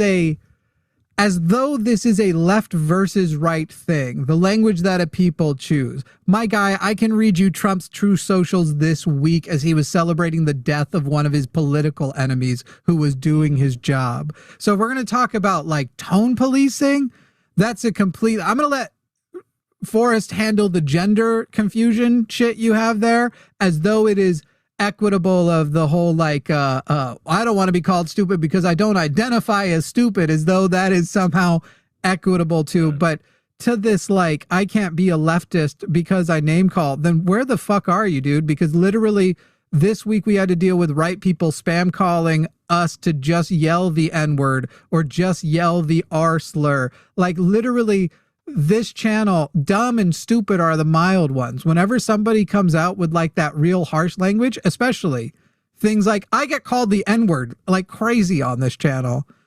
It's not lefties doing it, bud. It's people who called in and crashed out after we challenged their idea of things like the war in Iran is wrong. Donald Trump is not good for the economy. We had a guy called in who was a veteran who started yelling trans slurs at the co-host after I asked. Literally the question I asked was, what was it? It was, should we invade every country where people are suffering? And he crashed out and started screaming slurs. And he was a MAGA veteran. So let's not pretend the standard of right versus left is whether or not a person chooses to use what you're describing as name calling. And then you're invoking trans people fucking out of nowhere. Yeah, I just want to throw out there, like, number one, I'm sorry to hear that you don't understand what our position or the scientific position on gender is. But nobody's calling men women and women men. That's not what being trans is. That's not how any of this stuff works. That's just some bullshit talking points that you've heard. And also, Jimmy already started on this a little bit, but like the thing about leftists that I don't think that people who aren't leftists understand is that we're all fucking insufferable. We all fucking hate each other. And like, let me tell you, yeah, I call people dumb and stupid whenever they say dumb and stupid things. I also get harassed by other leftists because those are formerly ableist language that they want to say are still ableist today, and they make some points, and like that's a discussion you can have. Is where are the insults allowed to be, and we have those discussions with each other. Meanwhile, this is what Jimmy really talked about. You've got Trump, who calls people pigs, dogs, failures, stupid, idiot, deranged, crazy, lunatic. All like every time he talks about anybody he doesn't 100% Call Tim love. Walz the R word. Literally, anytime somebody isn't actively sucking his wrinkly old ball bag, he is insulting them way more than you think us leftists are. So your comparison there sucked. It was scientifically and factually inaccurate. And also, the call is coming from inside the house, my guy. Like, that's not how that shit works. If you want to be serious about the conversation, I'm happy to have it. But yeah, to sorry, me, Taylor, that's not real. And I'm going to hand it back over to you now. But to me, Taylor, all you've done is actually...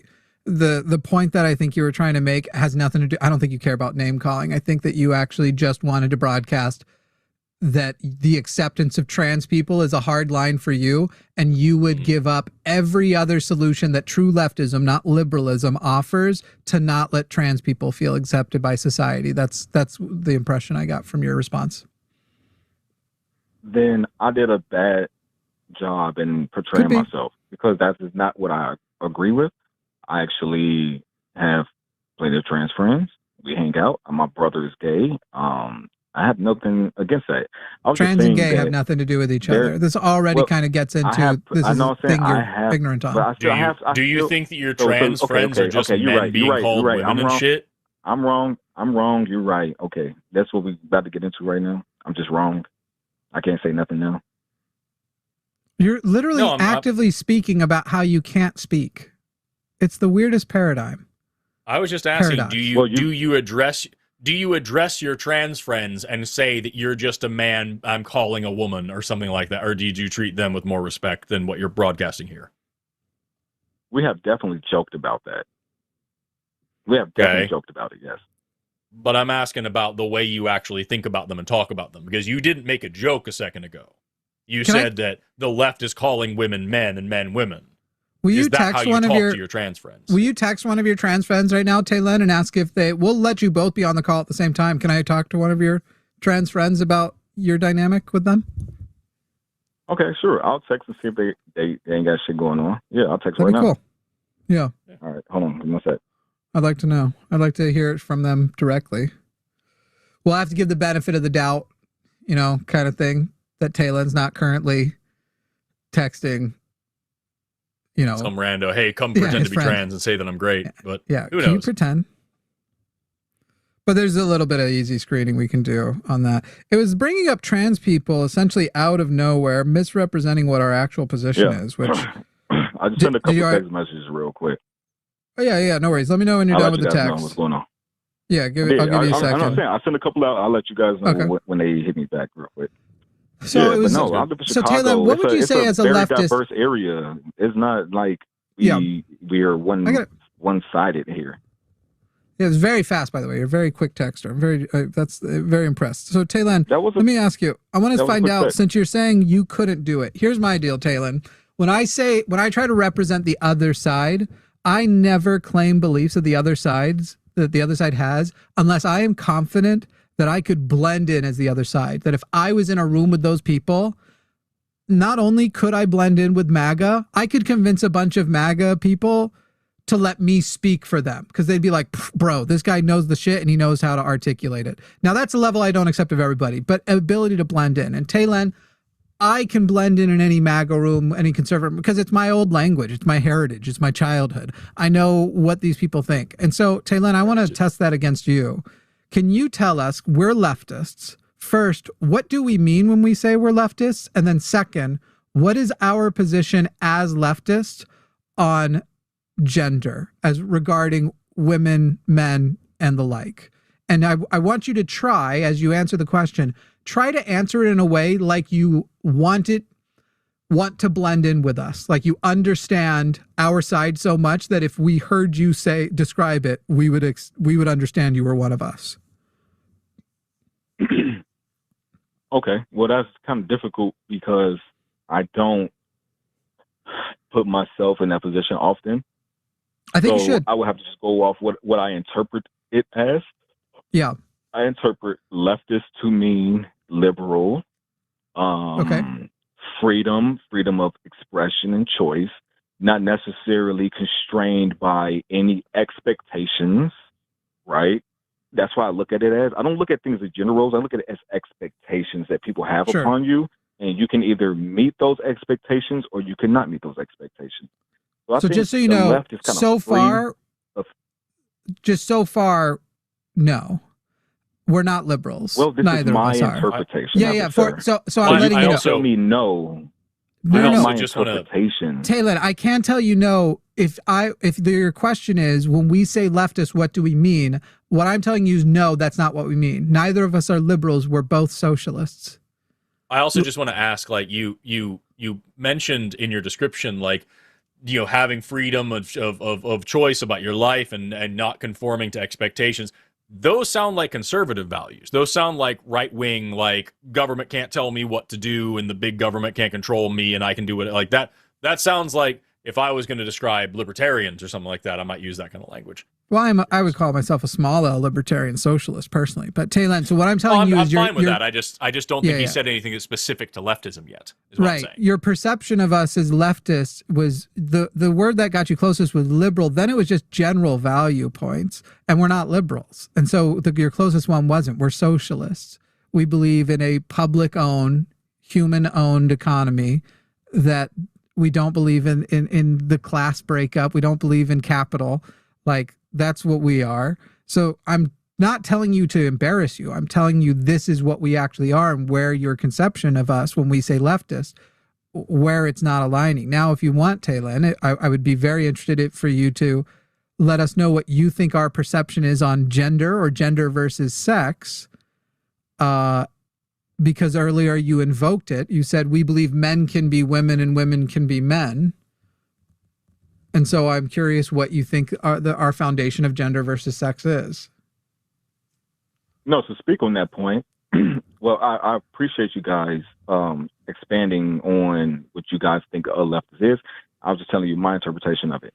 Now, to the point that you just mentioned, I think that when it comes to gender roles or gender period, it wasn't saying that there's a problem with saying that a man can be a woman or a woman can be a man. No one's saying that there's a problem with that. Live your life. Boom. Cool. No one's also saying that's how gender works. The point that I made was saying, you would sit here, we could have a debate, right? You would call me stupid. And I say, hey, bro, we can talk about a lot of things, but hey, don't call me stupid. Mm-hmm. And you would probably say, you know what? I'm still going to call you stupid. But I might, depending on the conversation. I was like, hey, bro, don't call me a man. I'm a woman. You would be more inclined to accept that rule than you would be instead of saying, hey, you're stupid. That's why I brought it up. And Taylor. I feel like and Taylor, that's how everybody feels. I don't like those things. And Taylor, I don't like that. I don't like that. But Taylor, here's the thing. You are a man, right? For sure. Okay. Your name is Taylor, or at least what you're going by here today. For sure. Sure. So there's a chance, generally the name calling directed at you would mean that you have already engaged in bad faith, or you're just here actually advocating for Nazism. But if that was the case, and I decided I wanted to call you stupid, I'd probably say, Taylor, you stupid man. And one of the things you'll notice is I called you a name you didn't want, surrounded by a name you do want, and an identifier you do want. Because your identifiers are the things that I think, even if you're a dick, should be respected. In fact, it was growing up in my conservative home where I learned to call cisgender men who aren't manly enough girls, or act like they're fighting like a girl, or you're looking like a girl, you're talking like a girl, you're arguing like a girl. It was, in fact, conservative values that taught me to cross gender assign people socially as an insult. And so, Taylor, there is different categories. You are a man, and I will call you a man because you identify as a man. Your name is Taylor because you identify as Taylor. These adjectives of stupid or racist or Nazi or whatever else, and when they are used, you can say that there are people who resort to it too quickly. I probably sometimes do. But when it comes to, they aren't comparable. This was my point of why I was getting the transphobe vibe earlier. They aren't comparable, because I will call a person stupid, but I'll still use their name, and I'll still use I'm not going to change their gender as an insult, because that's a conservative thing to do. I don't think it's a conservative thing to use gender as an insult. I think it's just I think it goes back to that expectation thing. Like you brought up, where you said, oh, you're fighting like a girl. When you're talking to a boy, you're saying, oh, well, you hit like a girl. Like, that means you're weak, because women are not as strong as, like, Taylor, do you have any family members who are under the age of 10 who are like boys? I have sisters and everything. My brother. Do you have any like cousins or something? He's like 20 something years old. Okay. Like early 20s. Next time you're in a situation where you should be around boys who are under 10 years old, just ask the boy to run in place. Say, hey, run in place like a girl. Throw a punch like a girl. And see what their response is. And the reason why I'm telling you this is they've done these studies, and it's like, I don't want to get hung up on that. It's almost 100% of the time, the boys do some caricature, and the girls then just run. Or they just throw a punch. Or they just...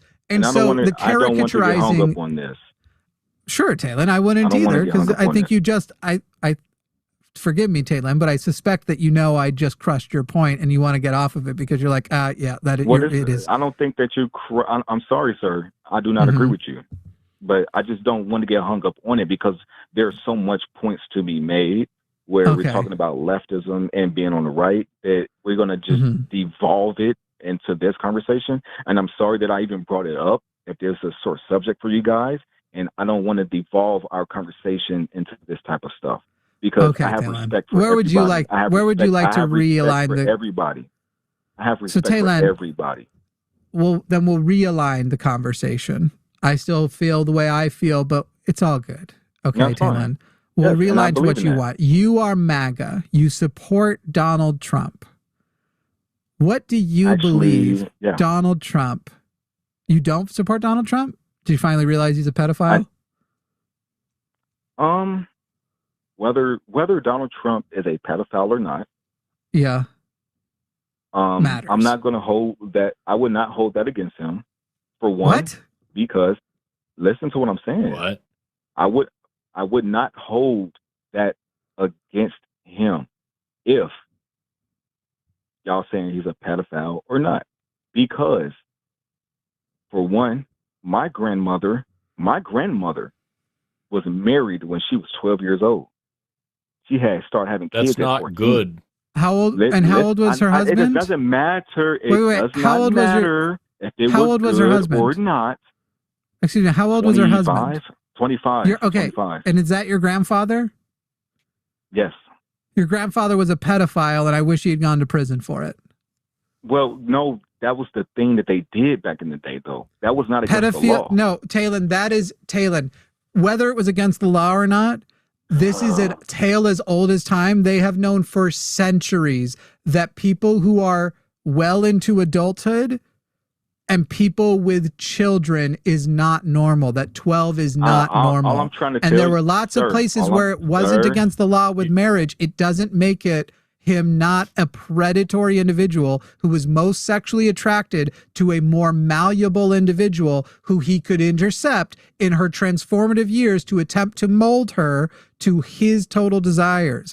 The fact that you're saying I wouldn't vote, by the way, Donald Trump gets no such reprise. You're saying it's fine. You're even if that was true, it's not. But you're saying it's fine. Your grandfather was a pedophile because they didn't know back then it was bad to be a pedophile. That is not the case we are here facing with Donald Trump today. Donald Trump has never been a pedophile during any period of time where we weren't clear it's not okay to be a pedophile. I have heard some crazy shit in my day. People are like, well, they didn't know it was racist back then. I've never heard in my life, well, he's of a different generation where it was cool to fuck kids. I have, because I grew up Mormon, and that was the apologetic for Joseph Smith. That was the norm. That was literally the norm. It was absolutely not the norm. Okay. And also, you're right. That is also not true. I have heard that before. I have heard that one other time. It was from a Muslim caller explaining why Muhammad. Yeah, exactly. That's the only time I've ever heard that. Wait. So if that is not the norm, why are there still states in the United States where the age of consent is 16 years old? Why is it still that way? Well, there are states where child marriage is legal in this country. My friend, it's because fucking pedophiles are making laws. So I'm saying, that's all I'm saying. Hey, so that's all I'm saying, buddy. I am not the judgment police.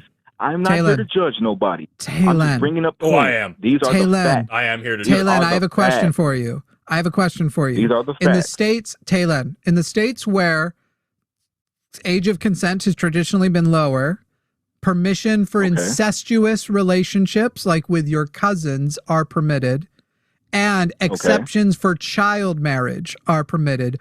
Are those states disproportionately red states or blue states? I think that's down south, so I think they're mostly red states. Oh, it's not just down south, but you are quite correct. The reason why Talon,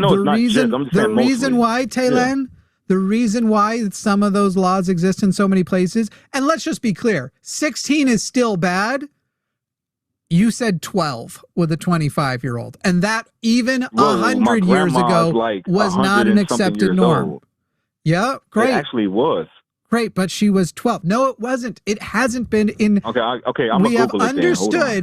We have understood as a society that people in there. So the reason why child marriage used to be more prominent wasn't that it was normal for 12-year-olds to marry 25-year-olds. It's that it was normal back then for 12-year-olds to get married, not specifically to 25-year-olds. That was still wrong, but you had 12-year-olds to 14-year-olds marrying people who were probably a couple years older, but not 25.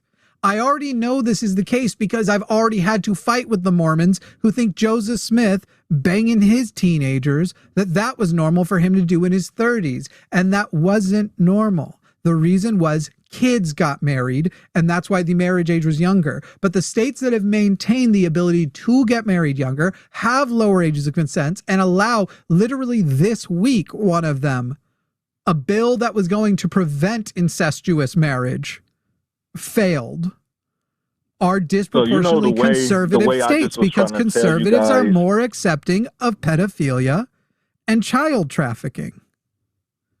You know, the way I was just trying to tell you guys, like, I don't get hung up. Even though I'm a descendant of slaves, I don't get hung up over slavery because it was so long ago and I still got to live my life today, right? Slavery hasn't ended. That's the same way I feel.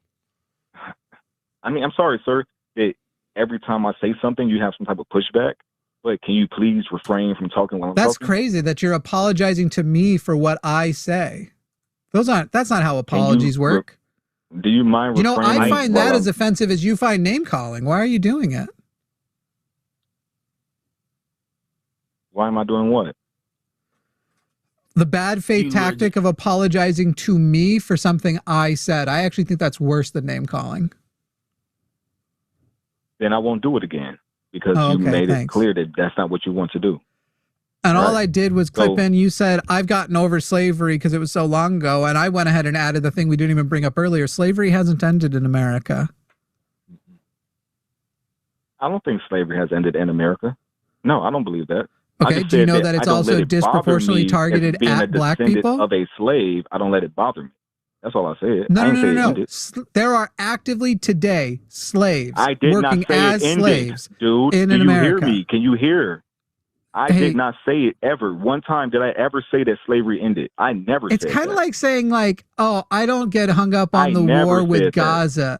It's like saying I don't get hung up on the war with Gaza because it was so long ago. And then I point out there's still a war in Gaza, and you're like, I never said it stopped. The implication of because it was so long ago was that it ended. Is that old Mitch Hedberg joke? I used to do drugs. I still do, but I used to do. Yeah, that's exactly what it is. Well, I mean, that's a debate to be had, right? So you're saying that you're assuming something based off my statement. So this debate we're going to have then. Why did you say? Excuse me. How do you just? To be clear, I'm not assuming anything. It sounds like you're hung up over that, so debate it then. I am hung up on something. I'm hung up on the fact that just a moment ago we all were alive to remember you saying that the president's probably a pedophile. I don't hold it against him though. My grandma was raped, and sorry man, I kind of stopped taking you seriously at that point. But if you want to try to nitpick slavery, and that's okay. You're trying to dishonestly dodge out of what you said, though, because you said, I got over slavery because it was so long ago. That implies that there's distance between now and slavery, and that's why you're able to get past it. I can't get over being punched in the face if I'm actively being punched in the face. I'm still then I would like to clarify. You can get over that time. Then I would like to. Then time, I would like to clarify then that I am not saying I'm over it because it was so long ago. That is not what I'm saying. Great. Can you clarify whether or not you think pedophilia is bad? I think that's bad. Yes. But not bad enough to stop. No. Do you think it should be disqualifying for public office, especially the presidency? What? Pedophilia be disqualifying for public office. I'm hesitant. If somebody is found out to either have participated in, if someone is found to either have participated in or facilitated or been accomplice to child rape and trafficking, do you think that should disqualify them from your support and your vote and the opportunity to lead the free country known as the United States of America? Do you think that that is true or not? I am of the belief that it should not be a law like on the books because we have enough laws as they are. But yes, in the voting process, if someone came out and was like, yeah, I'm a pedophile, that the public should not support that person. Not even that they came out and said it. That evidence was mounting against them to show it. Or what about rape? Like if, say, for example, someone was found civilly liable of sexual battery and assault and sexual abuse, and that even though in the state that it was in, it isn't technically called rape because of the technical limitations of evidence, judges came out and said, yeah, no, what they're talking about is rape. And we have you can read the jury document that says, yes, he is guilty of sexual abuse of this person. Do you think that that is something, not saying there should be a law against it, but do you think that that means that person should not be the president if they are a convicted rapist?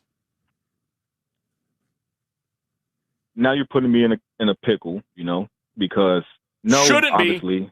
I do not support that type of behavior from any person. I do not support that. Right. Me personally. But you will vote for them. Can I give a full thought out answer. That it's weird that you need more caveats to this. Forrest, will you please? You should. Forrest, well, Taylor, hang on.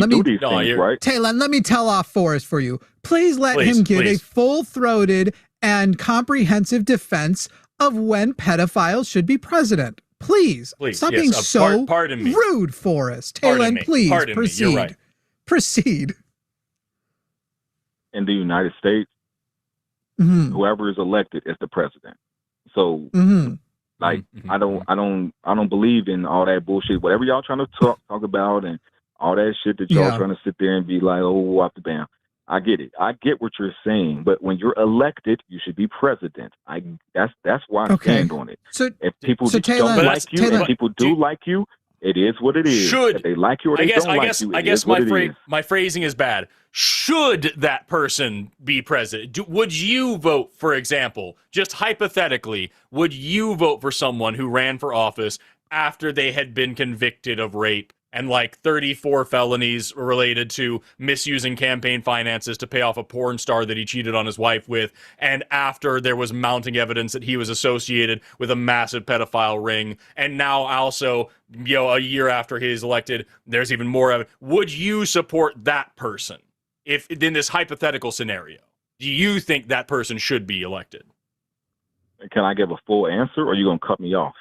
Please. It's a yes or no question, though.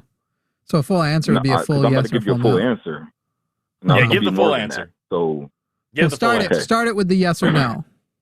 First word yes or no, and then explain. Yes, I would support that person because being the president of the United States encompasses it. See, y'all going to let me answer. Yeah, because it's Taylor. You're defending voting for pedophiles. See, y'all asked me a question. Yeah, you asked me a question. You're right. Hey, Taylor, and then you said, "Get the fuck up out of here." Hey, Taylor, let me be totally honest. Ask the question then? You're right, Taylor. You're right. There is no more good faith left for you as long as you're on this call. Right, I now see. No. I'm admitting it. I do not continue to engage in good faith with people who are active protectors and apologists for pedophiles. It basically, to me, Taylor. No, Taylor. Hey, Taylor. No. That's not what apologist means. Or apologizing. Yeah. What the fuck did I say? Taylor, that's not what apologist means. Hey, Taylor, that's not what apologist means. I don't think you know what apologist. All right, Taylor, so I'm going to have to mute you because you're not letting me say. You keep coming back to apologizing. That's not what the word apologist means. I'm not saying you're apologizing on behalf of Trump. I'm saying you are excusing it and trying to use a language that is basically manipulative to defend Donald Trump as president despite being a pedophile. So, Taylor, full disclosure, there is zero good faith left from me. Because the number one reason why I suspect a person defends pedophiles, I kind of suspect you're a pedophile, Taylor. I'm going to be honest. I kind of think you fucked somebody underage. I don't know that you fucked somebody underage, but it feels like a person like you calling in to defend Donald Trump, having a hard line for Donald Trump while recognizing so many other issues, but still continuing to be willing to vote for a person, even if you agree he's a pedophile. My number one suspicion is you are a pedophile. My number two is you're at least as bad as pedophiles because you want to participate in a system in a way that makes life more comfortable for pedophiles. And that's just aligned with me, man. Like not giving you a good faith conversation is the least of the things I do for pedophiles.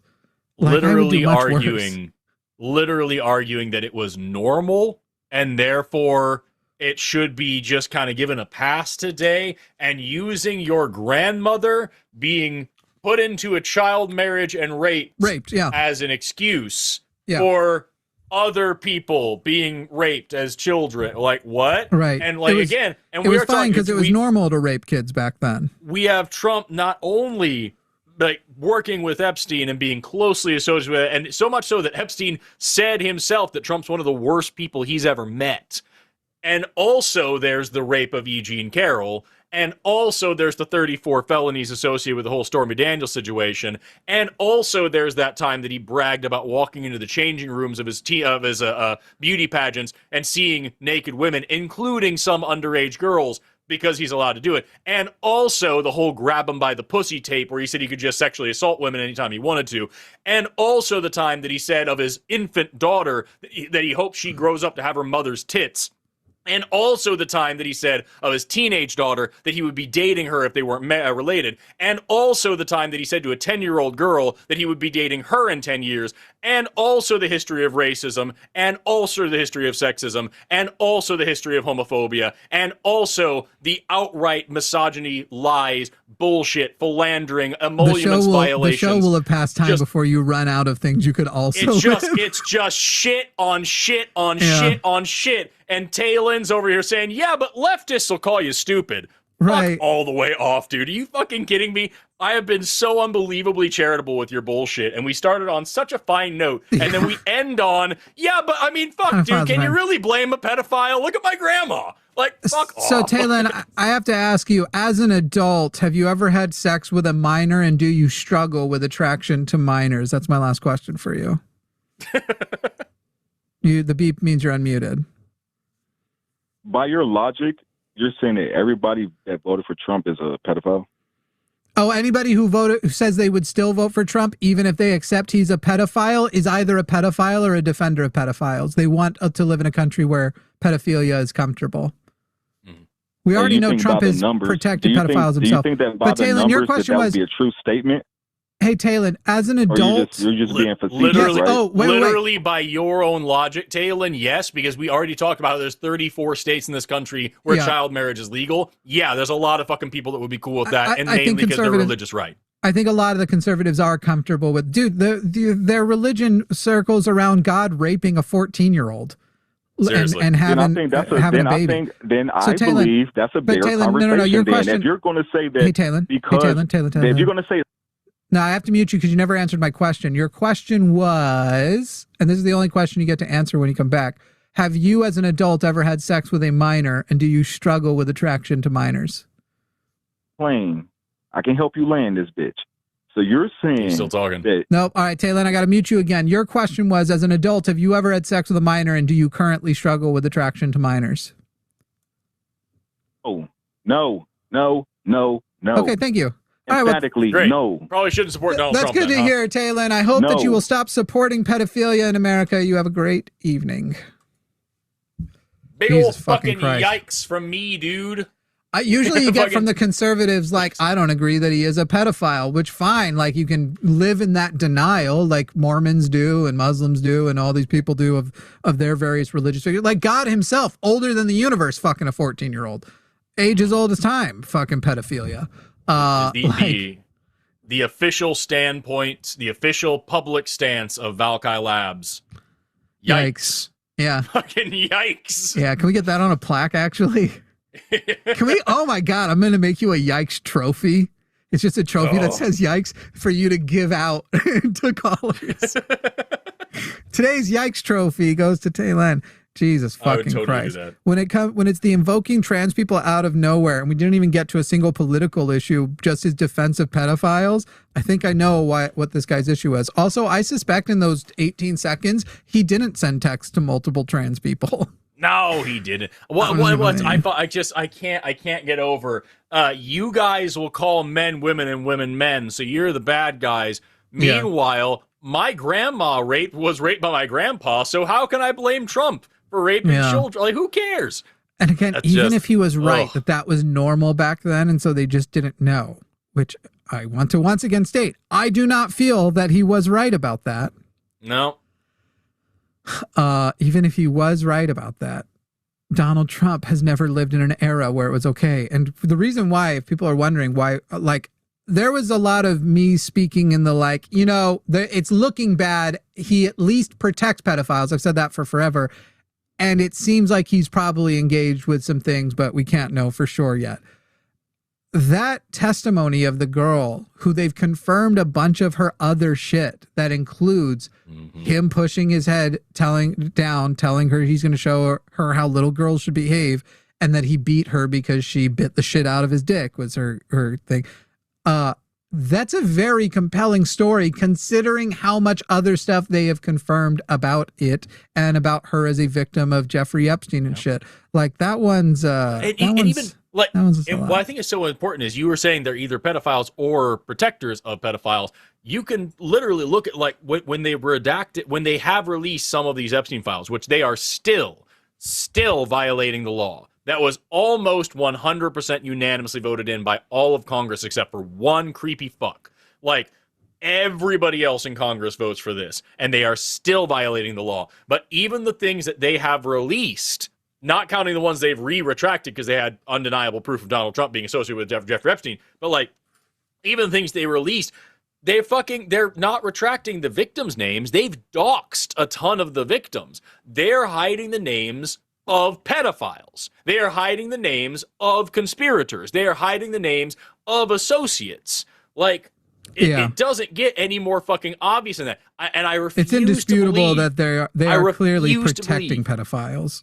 I know this is strictly speaking hypothetical and fine, but I refuse to believe that the party of people that accuse Joe Biden of shit for sniffing children and all these fucking weird fucking conspiracy theories they had about Hillary Clinton and the pizza parlor and all these things. I refuse to fucking believe that if any of these other people, any Democrat ever, was to hide the name of a single Epstein conspirator and be shown to do it, that they wouldn't be at the fucking house with pitchforks and torches. It is because they're in a fucking cult and they have just rented out their mind to Donald Trump to do whatever he wants with, that they just don't give a fuck that he and his administration are actively protecting pedophiles, and also Donald Trump is one. They don't give a damn. They've never given a damn. The bar isn't that it's, we have to stop Epstein. We have to release the Epstein file. We have to fix the economy. We have to get gas prices down. We have to get groceries. There is absolutely no limit there. The only thing is that Trump exists, Trump talks, Trump says, Trump votes, Trump demands, Trump cues. Anything Trump says goes. That is their entire political party. Trump. I'm thinking about doing only benefit merch they with get from this. it. It says big yikes, but it has your pompadour on the B. Hell yeah, that could be way frizzier and grosser. But at the end of the day, the only benefit they get is that the people they hate are being hurt. They're being hurt too, doesn't matter. The people they hate are being hurt, and they support their God King Donald Trump. That is the entire fucking religion. It sucks so bad. Well, at least we have a new screening question, and we'll see what it. Hey. I'll show it. Let's just spin their new ones you as here. an adult had sex with a minor? No, I wasn't going to do that one. That one every time would be crazy. That would be crazy. Are you thinking line 15? Yeah, it seems like an easy one, but why not? Rashid in Texas. Rashid, you're on the line with Jimmy and Forrest. Hi, Rashid. Hey, first things first, how old are you? I am 20 years old. Okay. And one second here. Did you vote in the 2024 election? No, I did not. Do you support the current president? In certain things, I do. If Donald Trump ran for re-election, he figured out a way that he's allowed to run for a third term in 2028, would you vote for him again? No, I would not. Well, that's good. Is that because you think he might be a pedophile? That I believe we don't have too much information on that so far, but from what we do, he might. I'm not one to. Do you feel like we have enough information to definitively say his administration has been protecting pedophiles? I don't know. I haven't really that all that much. I probably should, but the reason why I would not pick him, number one, is because of age. Yes, I should do everything right now so that I can make you proud, right? Got to make you and your Jewish party proud. Huh? I'm not Me Jewish. And my Jewish party. I'm not Jewish, and I'm not even Zionist. And you act Jewish. Yeah. You act Jewish. I'm sorry, Rashid. What about me acts Jewish? I'm literally a white. You act Jewish. That's all you need to know. As I was saying before. No. I'm sorry, Rashid. You're on our show. You're on our show. You'll explain to us. Rashid, you're on our show. You'll explain to us the questions we ask. So on our show, Rashid, you said we act Jewish. How do Jews act? Annoying. Okay. Well, so what if I just start telling people who are annoying, you're acting very much like Rashid? Because I'm so far finding you annoying. So does that mean you're acting Jewish by your own terms? Well, I don't think I'm acting annoying, so I don't think I'm acting Jewish by my terms. But I would. If all I think is that you're annoying, and if I accept your definition, that would mean, is it a specific type of annoying? Or a specific type of Jewish? Oh, the way I talk. Yes. Yeah, what about the way I talk sounds Jewish? You sound homosexual. I'm bisexual. So you're close. That's a whole other new thing now. Are all Jews homosexuals? Jews, are they not Jewish? Are the straight Jews not Jewish? I don't think they exist. I don't think straight Jews exist. Are we talking about culturally Jewish or religiously Jewish? Like, can I convert to homosexuality if I go down to my local Hebrew temple?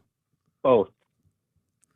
Hey, okay, so the second you light a menorah, you just want dick more. Is that the whole...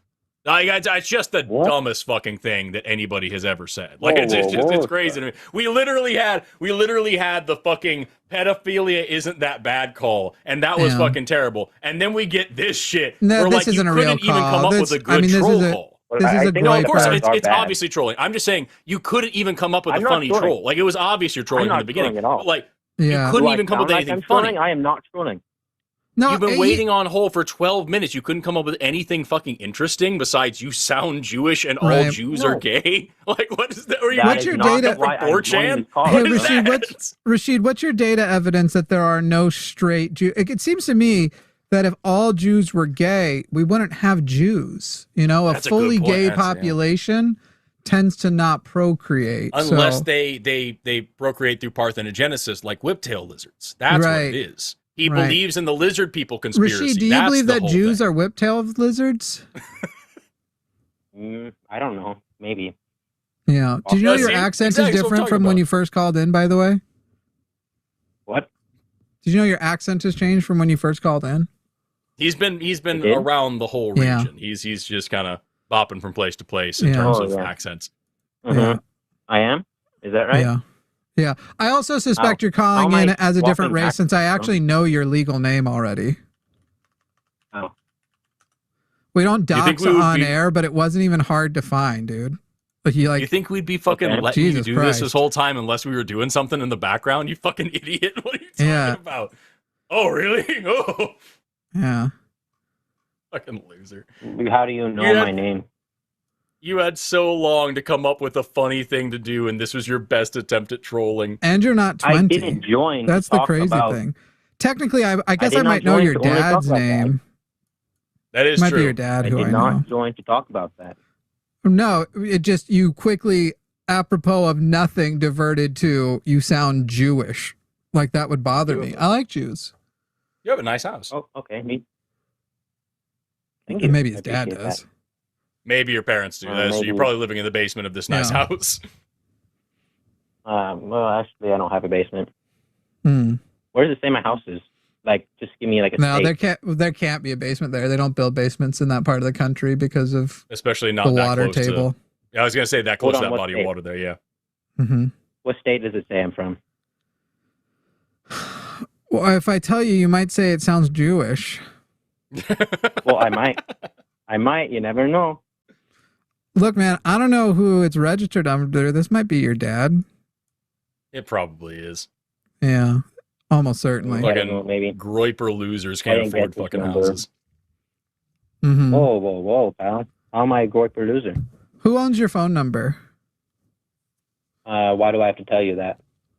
It ain't you, though, huh? Why do you need to know that? Yeah. What? It ain't you, though, huh? What are you trying to say here? What am I trying to say? That not all Jews are gay. Me and talking about what my house. I haven't doxed you. I could dox you, but I haven't. Oh yeah, come to my house right now. Why would I? Why do you want to suck his dick? Because you're. Well, I'm good. No, you're probably a pedophile. You seem gay. Bisexual people are mostly pedophiles. Oh yeah, where do you get that data? So far, you have all Jews are gay, bisexual around. people are mostly pedophiles. Looking around, do you know what anecdotal evidence is? By the way, how many bisexual people did you witness committing pedophilia? 3. Great. Where can I find the police records confirming this? Because clearly you would have done your civic duty and called the police, right? I think he was. I did not call the police. I think that's why he has so many examples. So then you're kind of a pedophile too. I was in high school. So you're kind of a pedophile too. The guy did get convicted. Mm-hmm. The guy? Wait, I thought you said 3. I did not know that he was a pedophile. I thought you said 3 guys. I thought you said 3. 3, yes. I do. Oh, but now it's the guy. No, I'm talking about one person right now. One specific person I know the most of. Yeah. But they were all whenever. So to be clear, what I'm meant to believe is that not based on data, but because somebody you perceive as bisexual and probably Jewish, that your feeling about that person represents an entire block of people in general. So, for example, I could use the same thing and go, people who call into shows named Rashid and pretend to be named Rashid are clearly themselves pedophiles, because my experience of you so far is that you're a pedophile. And so all Rashids who call into shows are... You said I was a minor. How am I a pedophile now?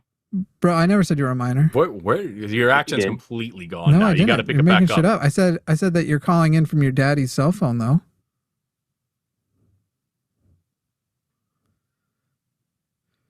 All right, Rashid. Well, I'd say it was a pleasure, but it fucking wasn't, dude. It's so fucking lazy. You should try thinking sometime, because you could have at least been a funny troll, but you sucked at it so fucking bad. But that's the way we get by. The way we get by. We get bisexual. We're all Jews if we're bisexual. Is apparently not even. No, right. I love. I think it was Tolkien's response. Someone asked him if he's Jewish, and he was like, "Unfortunately, no," and the kind of thing. It's just. I have a little bit of Jew envy. I got raised around a lot of New York Jews, and I always liked the dynamics of their families and stuff more than mine. When I was growing up, we were very poor. We had food stamps and whatnot, and we got a lot of help from the Hebrew Temple in my town. Nice people. Yeah. We get high in back seats of cars. We break into mobile homes. That's stuck in my head now.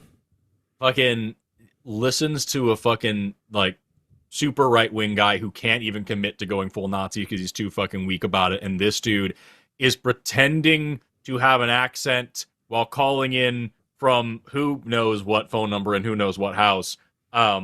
Literally wanna be Nazi. Well, I've also got it pulled up here. It was as simple as Googling really the phone number that he called in. As soon as somebody goes full anti-Semite, I start doing that kind of shit, because I am preparing myself for having to potentially make an FBI report, because those are often the people who resort to not just slurs, but so we don't dox people on the show.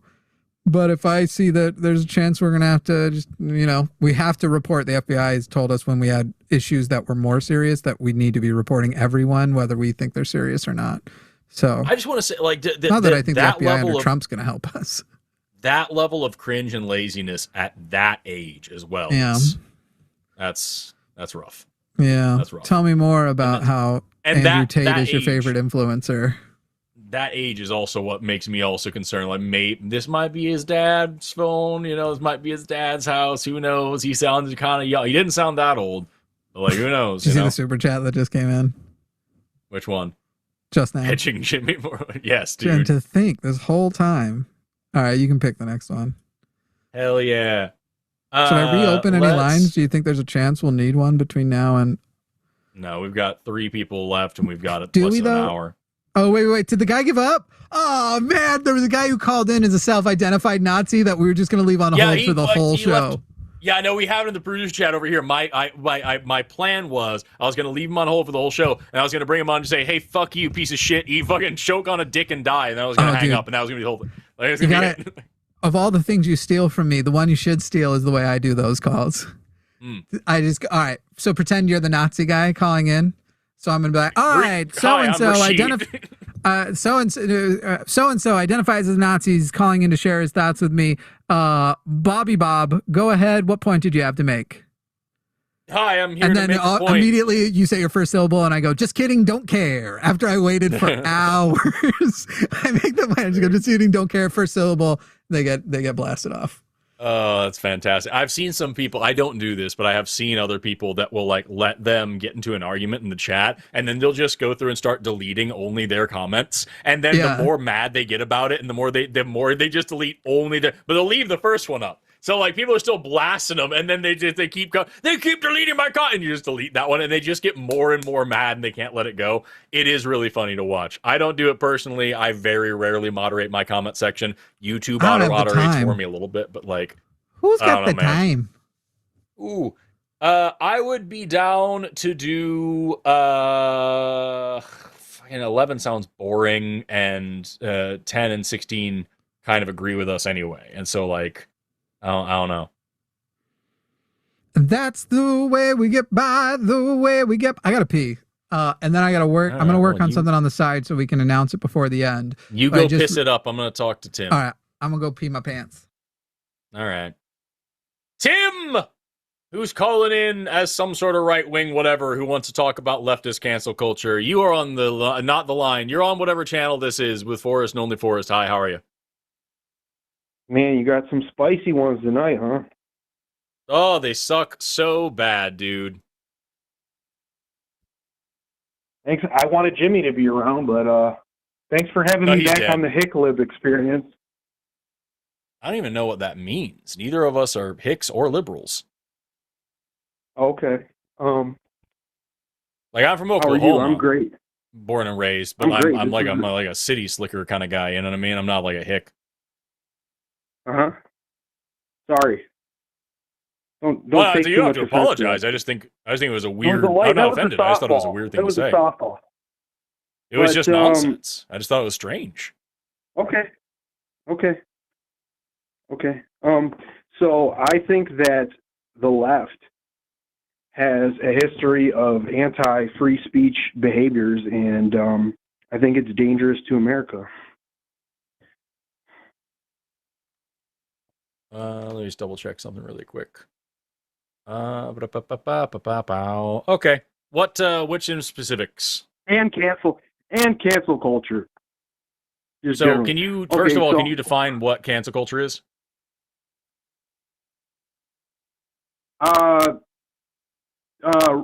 Tearing down someone's entire career over a small transgression, a minor transgression. Can I ask one clarifying question real quick? And then I'll let you have it back. Sure.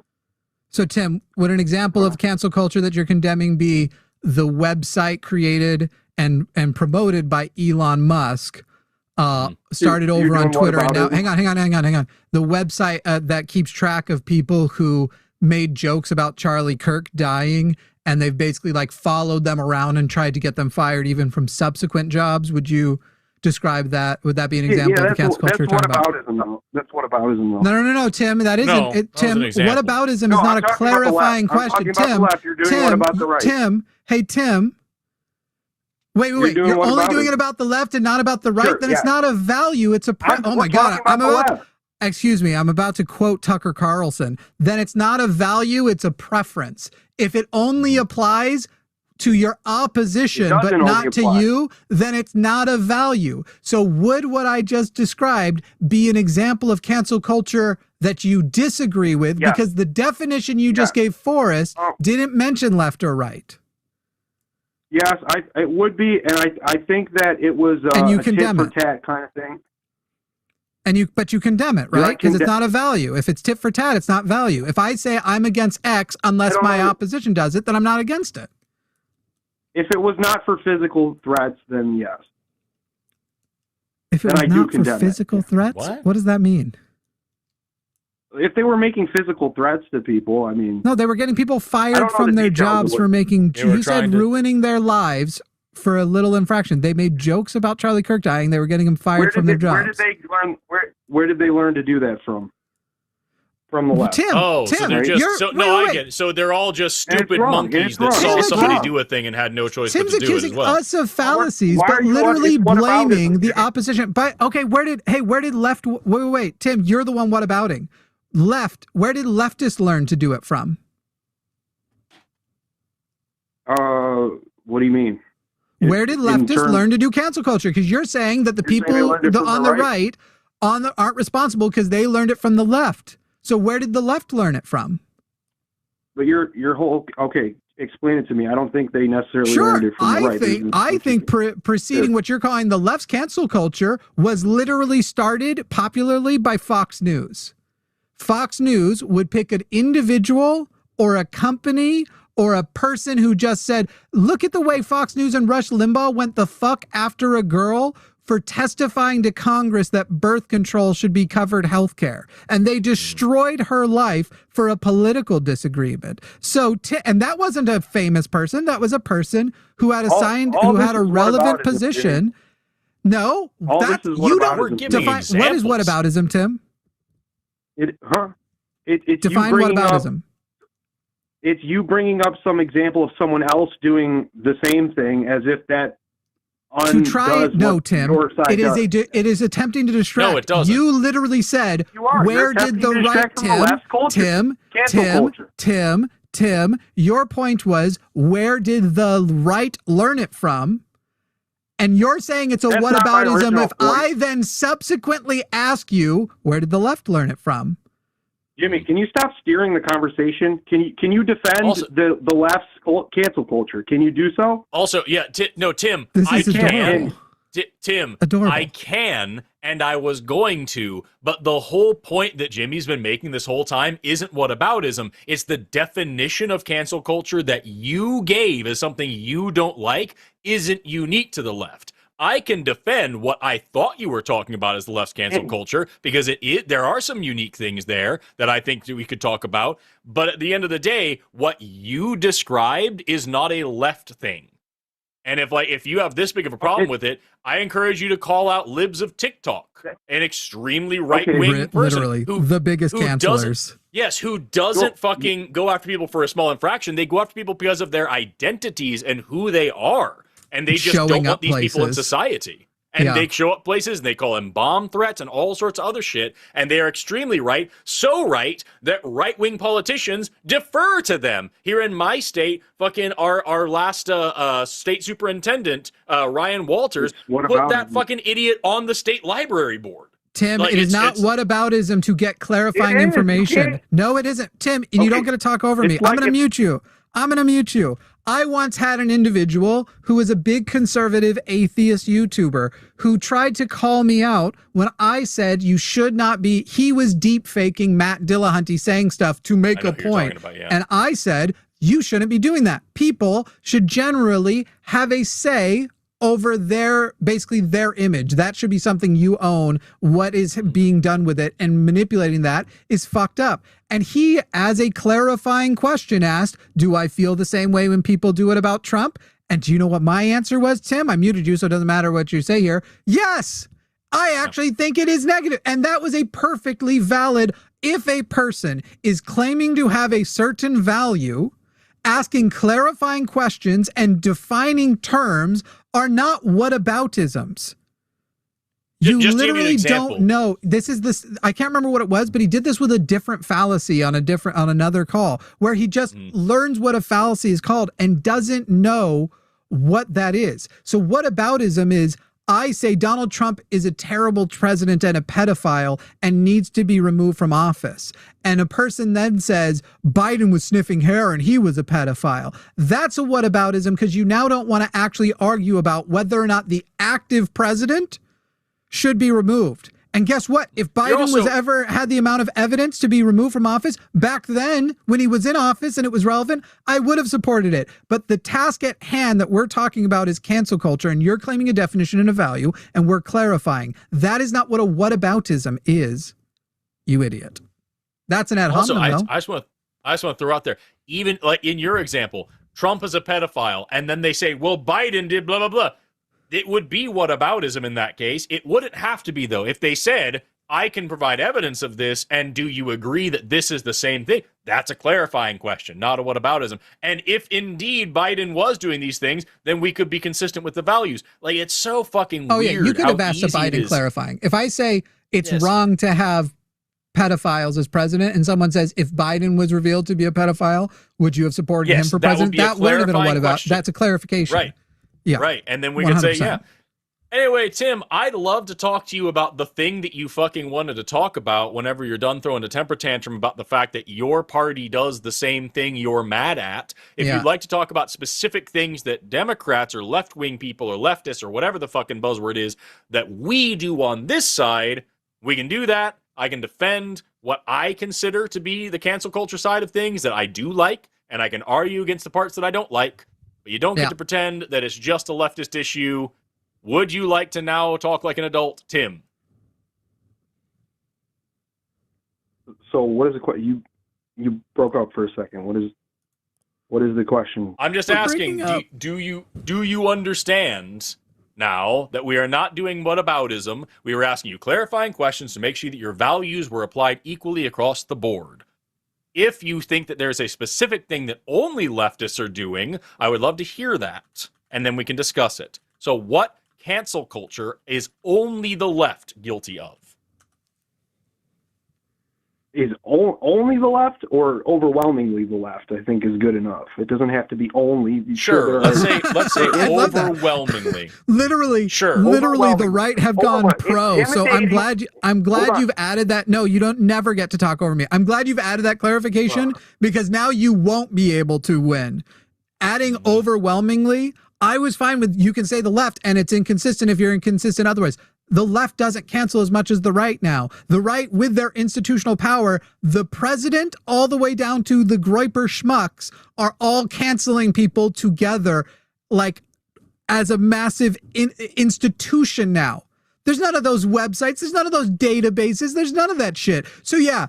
Oh, let's do the ones. Name one thing where they are overwhelmingly canceling in a way that you don't see it on the right happening, because the right literally is doing it more. Intimidation of speakers at college campuses is overwhelmingly done by the left.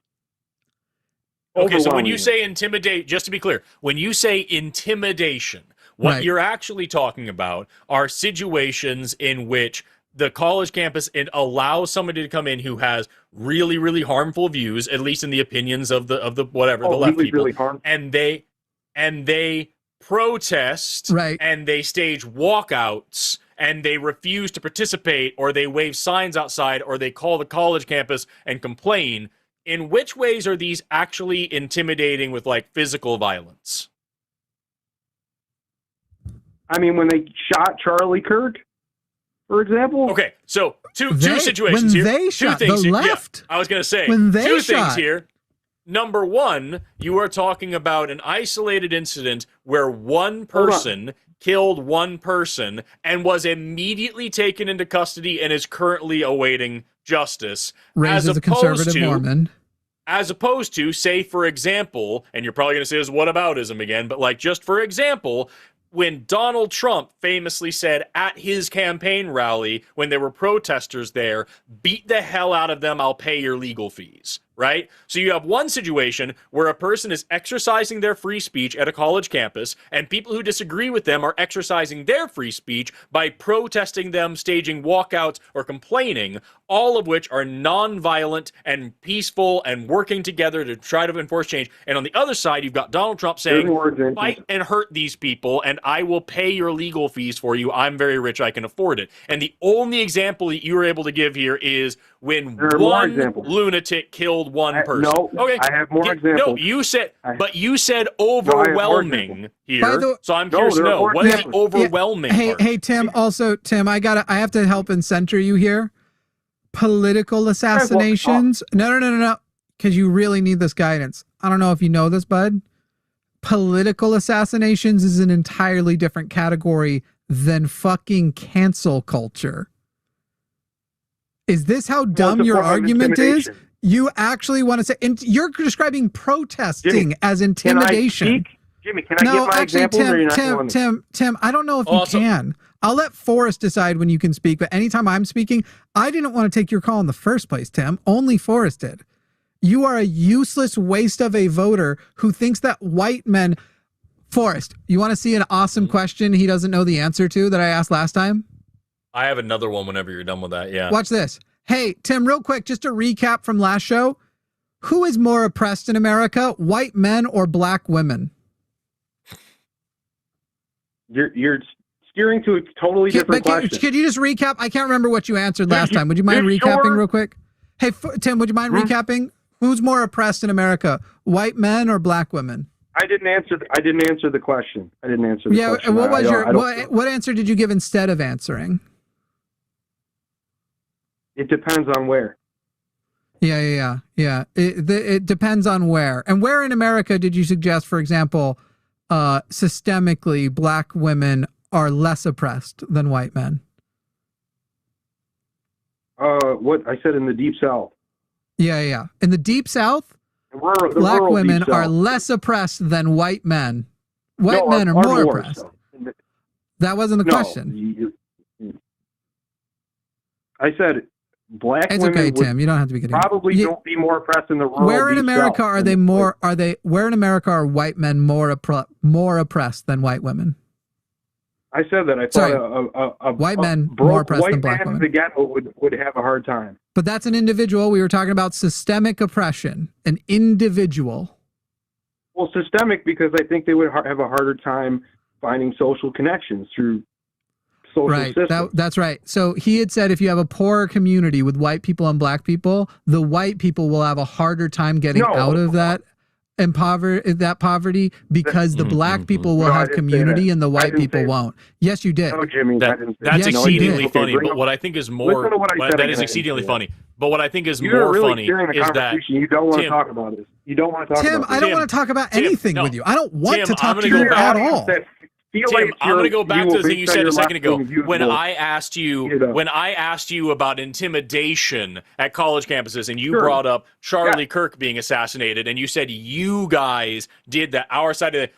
Just out of curiosity, do you have those same strong feelings about the person who killed Melissa Hortman and then immediately went off and tried to kill John Hoffman and Yvette Hoffman? Do you feel about the same way about that? Yeah, that's wrong. Are you sure that was a right-wing person? And would you say, are you sure that the person who killed Charlie Kirk was a left-wing person? And at the same time, the question here is, you're talking about political violence. He said yes. Tim, what makes you think what makes you sure he was a left-wing person? He was literally raised a conservative Mormon, and his own family was surprised. He did it based on a left-wing viewpoint of the trans issue. He was mad that Charlie Kirk was Who is Blair White? A transgender conservative person. Oh, interesting. Right. So a person, and by the way, I'm also not just going to accept whatever the FBI told us, considering all the stuff they kept getting wrong in the lead up and the way people then tried to dox this person who was allegedly the roommate. The things we do know is what the family said was that we're a Mormon conservative family. The biggest one for me was the text messages that were absolutely totally written by a real teenage human boy. Yeah. You know what I mean? Yeah, those text messages that read. So they tried to publish them as the actual text messages and then had to admit days later, some of them are summaries. If it's seeming weird, it's because some of them are more summaries of the text messages. So yeah. You'll forgive me if I don't sit here and go cut and dry. Just like the kid who tried to kill Donald Trump, by the way. Pardon me, he was 22, not a teenager. He just, those text messages were so fucking weird. Political assassinations, no, not if you're going to say political assassinations is part of what you're calling cancel culture when you said it was about ruining people's lives for minor infractions. There is no part of that. Ruining a person's life, by assassinating. You wouldn't call anything about Charlie Kirk a minor infraction. Even his own side wouldn't have described him as a minor power. He was a major power. So you aren't describing cancel culture. We're talking about cancel culture. To clarify, I said restricting free speech and cancel culture. And for instance, in 2017, Milo Yiannopoulos was unable to give a speech at UC Berkeley because of violent protests. And he was unable to speak. Well, they were burning things outside. I mean, they were burning things outside, and they were pushing. What kind of things were they burning? I'm not entirely sure, but there were fires, and it was a problem. I mean, he was arrested for intimidated. He had to leave. The police had to escort him out because they were trying to attack him.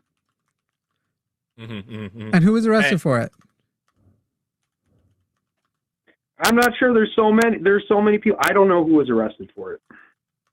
But he couldn't. So you don't actually even. So you actually don't even know whether or not. So once again, no, Tim. Once again, you're giving examples. You could even be right, but you haven't bothered to go and get the research about whether or not anybody you are describing is a leftist, as opposed to an agitator, as opposed to want to throw out a person who hates gay conservatives. You literally don't know whether the people. Right? No, I didn't say it was a false flag. Milo was gay. How do you know it wasn't a person who fucking hates gay conservatives? They were. Also, like, you didn't even address what Jimmy said a minute ago, which is a very valid point, that, like, your initial argument here about cancel culture was that the left is going to destroy somebody because of a minor infraction. Then your example of that was somebody who killed Charlie Kirk, who made a living blasting racist and sexist hate speech. Hold on. And so, like, it's not like and it was a minor infraction. who is described himself as wanting. He's described himself as wanting to be the face. Right. He is saying he wants to be the face of conversion therapy and bringing back conversion therapy, which most countries now recognize as actual torture and will lead to more dead kids. So you aren't talking about all he wanted to do was speak. No, he wanted to kill more gay kids, just in a roundabout way that isn't literally him shooting them in the head. And Charlie Kirk literally fucking believed in the Great Replacement theory and shit. Like, I'm sorry, like, these are not minor infractions. I don't think these people deserve violence because of it, but holy fuck, dude. These are the weakest fucking examples you can possibly have. Tell me about that. The Great Replacement, Tell me about that. The Great Replacement theory is the Nazi conspiracy theory. Wait, Tim. Forrest, why are you explaining it? Tim, you've got it memorized.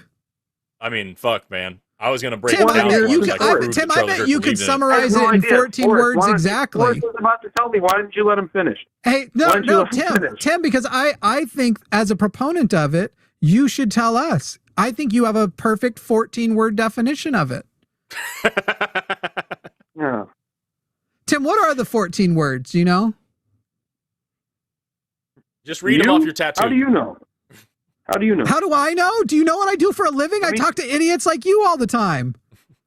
Are you joking? How do I know? I grew up as a white supremacist. What the fuck? Of course I know the 14 words. You did? Yes, I grew up. He was Mormon. I grew up as a Mormon. The religion is inherently white supremacist. Okay. I believed that black people were cursed by God. Hey. I believe that Native Americans were cursed by God for their sins. Yes, I grew up a white supremacist as did you apparently, Tim? Can we get back to the topic at hand? Do you know the 14 words? I would rather talk about the thing that you just asked me about and now you're trying to get away from. Charlie Kirk believed in the fucking Great Replacement theory. He was very adamant about it. That is a Nazi conspiracy theory. So for you to sit here and argue... What's that? Okay. Well, I'm just trying to... I asked you, what is that? You know very well what it is. It's something that I'm very sure you've called in about it. No, is that you believe? No, I haven't. Is that you believe that white people are? Excuse me. Yes, you did. Your last call. Your last call was part of the Great Replacement theory, as you were lamenting that only less than 1% of Americans now speak German, and you were describing a replacement of German culture. That literally is part of Great Replacement theory. Many times by English Americans who are white too. Yeah. That's not a great replacement. Yes, it is. Whiteness. Absolutely lamenting the loss in an English-speaking country that there was a reduction, while you can point to single things that got overturned that were wrong, lamenting the loss of specifically, and by the way, it was specifically not just language. You even told the screener, erasure of German language and culture, that you were lamenting loss during World War I and World War II. I gotta tell you, the first half of the 19th, hey, Tim, how effectively do you think it's going to be that you try and talk over me? I don't respect you. I tell people, if you call in good faith, you'll get a good faith conversation. You've broken good faith every time you've called. Tim, you will never get a good faith conversation on this again. You're already in the same position as Taylen. I can't remember his exact name earlier. I think it was Taylen, yeah. You've passed the protect pedophile status, and so far you've been calling in to complain about cancel culture. You defined it. You excuse me. Nope, stop. Again, it's never going to work. You're already a pedophile protector to me. That's the excuse you what? That's you already are. You prefer the party that protects pedophiles and makes the country more comfortable for pedophiles. That's who you are on top of everything else, Tim. And so you're calling in, complaining, trying to victimize white people in a country where white people disproportionately benefit from the system. And then you're calling in saying you want to argue about cancel culture. You have excuses for your side when they do cancel culture. So you don't have consistent values. You don't like violence unless you hear about violence, then you want to do violence yourself. It's that kind of bullshit. It's not self-defense. These people are actively going out of their fucking way. And your definition of cancel culture was ruining a person's life for minor infractions. And generally, when people talk about cancel culture in that way, they are generally talking about especially just run-of-the-mill civilians. Of course, there have been influencers and actors and things who've gotten a piece of it. They generally are exempt because they end up still being rich and fine afterwards. I've been canceled like 90 times, and yet my job's still kind of going the exact same way. People on the right and the left don't like me. It's the best. You haven't actually given an example of the cancel culture yet. You've gone Milo Yiannopoulos, who did not have a minor infraction, and you've gone Charlie Kirk, and you're going straight to events of violence and calling it cancel culture. This is the whiny Christian, like, you know who was canceled first? Jesus Christ got canceled by the Jews. Uh-huh. And that's the thing, is like you're talking about like accountability. That's your cancel culture here is people being held accountable and changing their audience. When I make a video about anything, I lose some audience and I gain different audience. My audience shifts and changes with every fucking thing that I say. That's all you're talking about here. People may lose a job. They get a different job. They get fired from the school because they used Nazi rhetoric. They get hired on by the fucking RNC or you know, the Heritage Foundation or whatever the fuck. Like, it's at the end of the day, man, sorry, you're just talking about basic community accountability, the consequences of free speech. It's just you wanting to be able to say whatever. Just say the N-word, dude. If you want to say it this fucking bad. Like, if you're this upset about it, maybe not on damn, air, bro. Not here. Go somewhere else and be stupid somewhere else. Tim heard you say that, and he's like, dude, I say it all the time. You think I don't get that shit out of my system? I'm on I've Xbox got that tattooed most right of my next day. to the 14 words on my arm. Yeah. You should see. I put the number 88 on my body 14 times. Right? Oh, and by the way, the fucking Tim was pretending not to know what the Great Replacement Theory is. I'll let Charlie Kirk tell you in his own words. Here are some quotes. These are direct quotes from Charlie shitbag dumbfuck Kirk. The Great Replacement strategy, which is well underway every day at our southern border, is a strategy to replace white rural America with something different.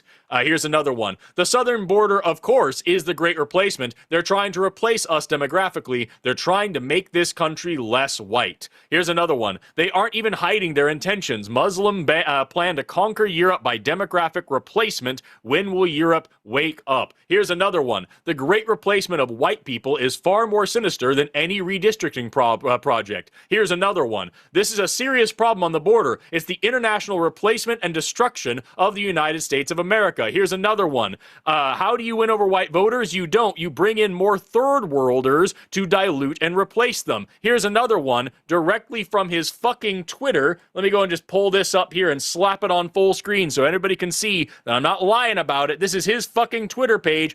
It's not the Great Replacement theory, it's Great Replacement reality. Just this year, 3.6 million foreigners will invade America, 10 to 15 million will enter the world, enter by the end of Joe Biden's term. Each will probably have 3 to 5 kids on average, while native-born Americans, he meant white people here, have 1.5 per couple, you are being replaced by design. Truly the most depressing story we cover. The Great Replacement theory is the bullshit Nazi conspiracy that non-whites are slowly being forcibly introduced into white cultures in order to breed out white people and replace white people. You know, exactly like kind of what like we did here in the United States and what they did in Australia, trying to breed out other races and replace them and things like that. They're scared that minorities are going to treat us the way that we've treated minorities for our entire fucking existence. And so they get all pitchy about it. That's what fucking Tim's talking about here. That's what he's pretending to be ignorant about. That's what Charlie Kirk famously believed in, racist dumb fuck that he was. And that's what we're talking about here. Emphasis People being on was. canceled. People being canceled because they made fun of Charlie Kirk's death, or at least just didn't take it very seriously. Maybe just, were relieved or relaxed about it or something like that. And then Elon Musk is promoting a website where people can dox these people and get them fucking fired and get them harassed and have people follow them from job to job to make sure their life is fucking miserable as long as possible because they made fun of Charlie Kirk. That's the kind of cancel culture shit that we're talking about, especially when Donald Trump just put this on True Social. Robert Mueller just died. No, wait, no, don't read that one. Don't read this one yet? My next point. Shit. No, I'm getting it. We're already here. Hang on. Wait, before you do, Tim, I have a question for you. I want to read to you something I wrote the day Charlie Kirk died. Okay, yeah. Charlie Kirk just died. Good. I'm glad he's dead. He can no longer hurt innocent people. Signed, Jimmy Snow.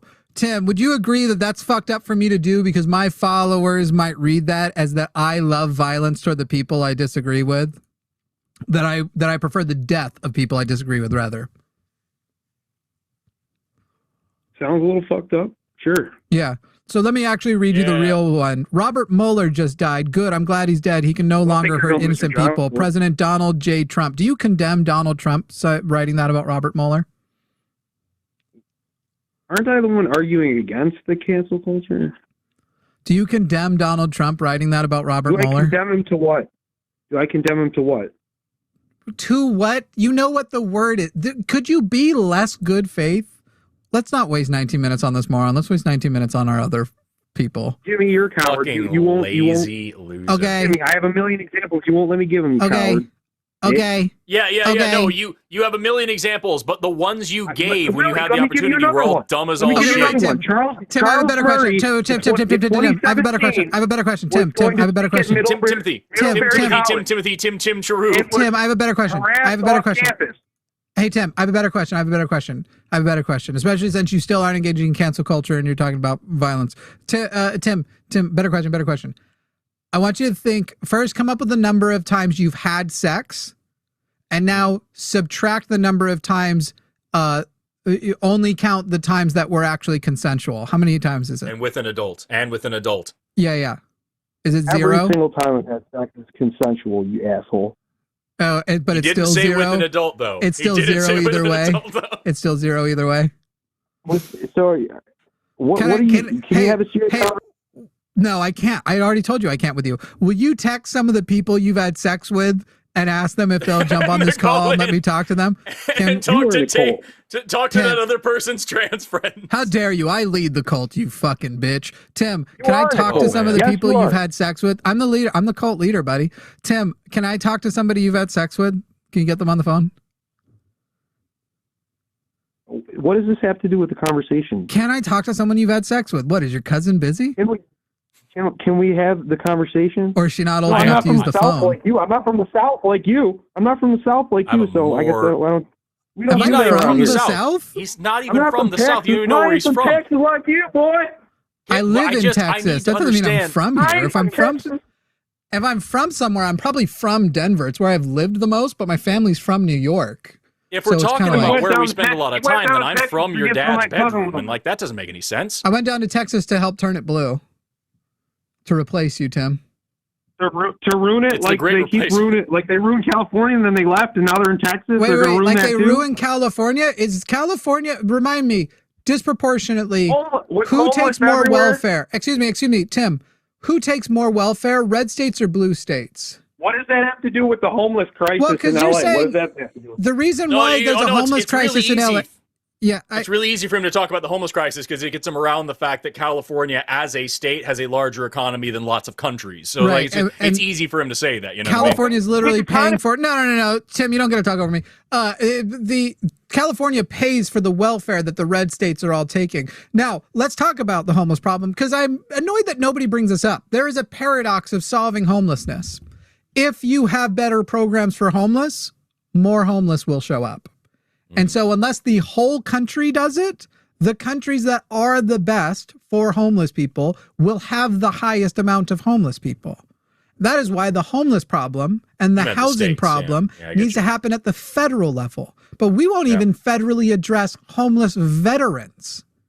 True. So the quote unquote homeless problem in California, to some degree, obviously there are economic issues and how expensive housing is, which is tied into, and again, part of what we should address federally. But to some degree, the housing problem's there. The housing problem, by the way, Tim, I live near Austin.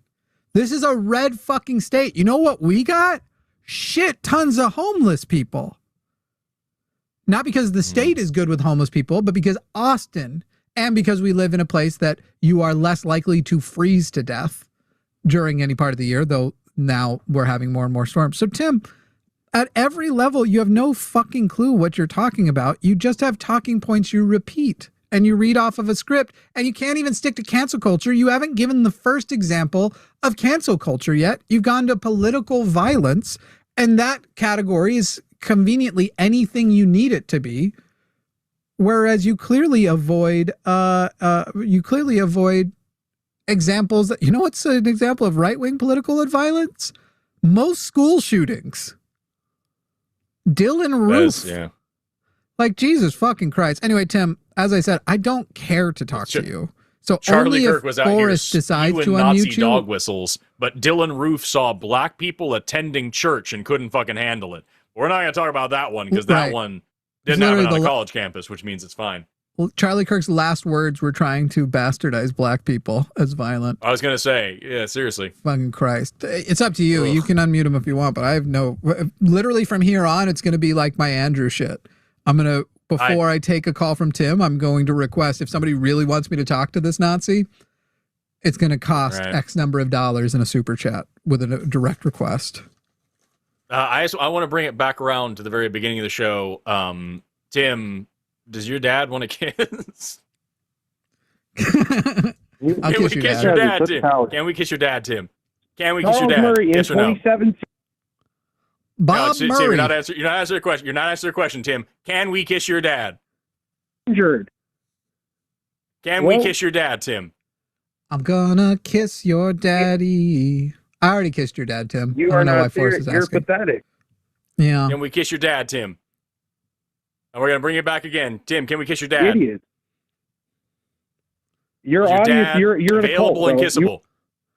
We asked if we could kiss your dad, not what your dad would say to you when he tucked you into bed.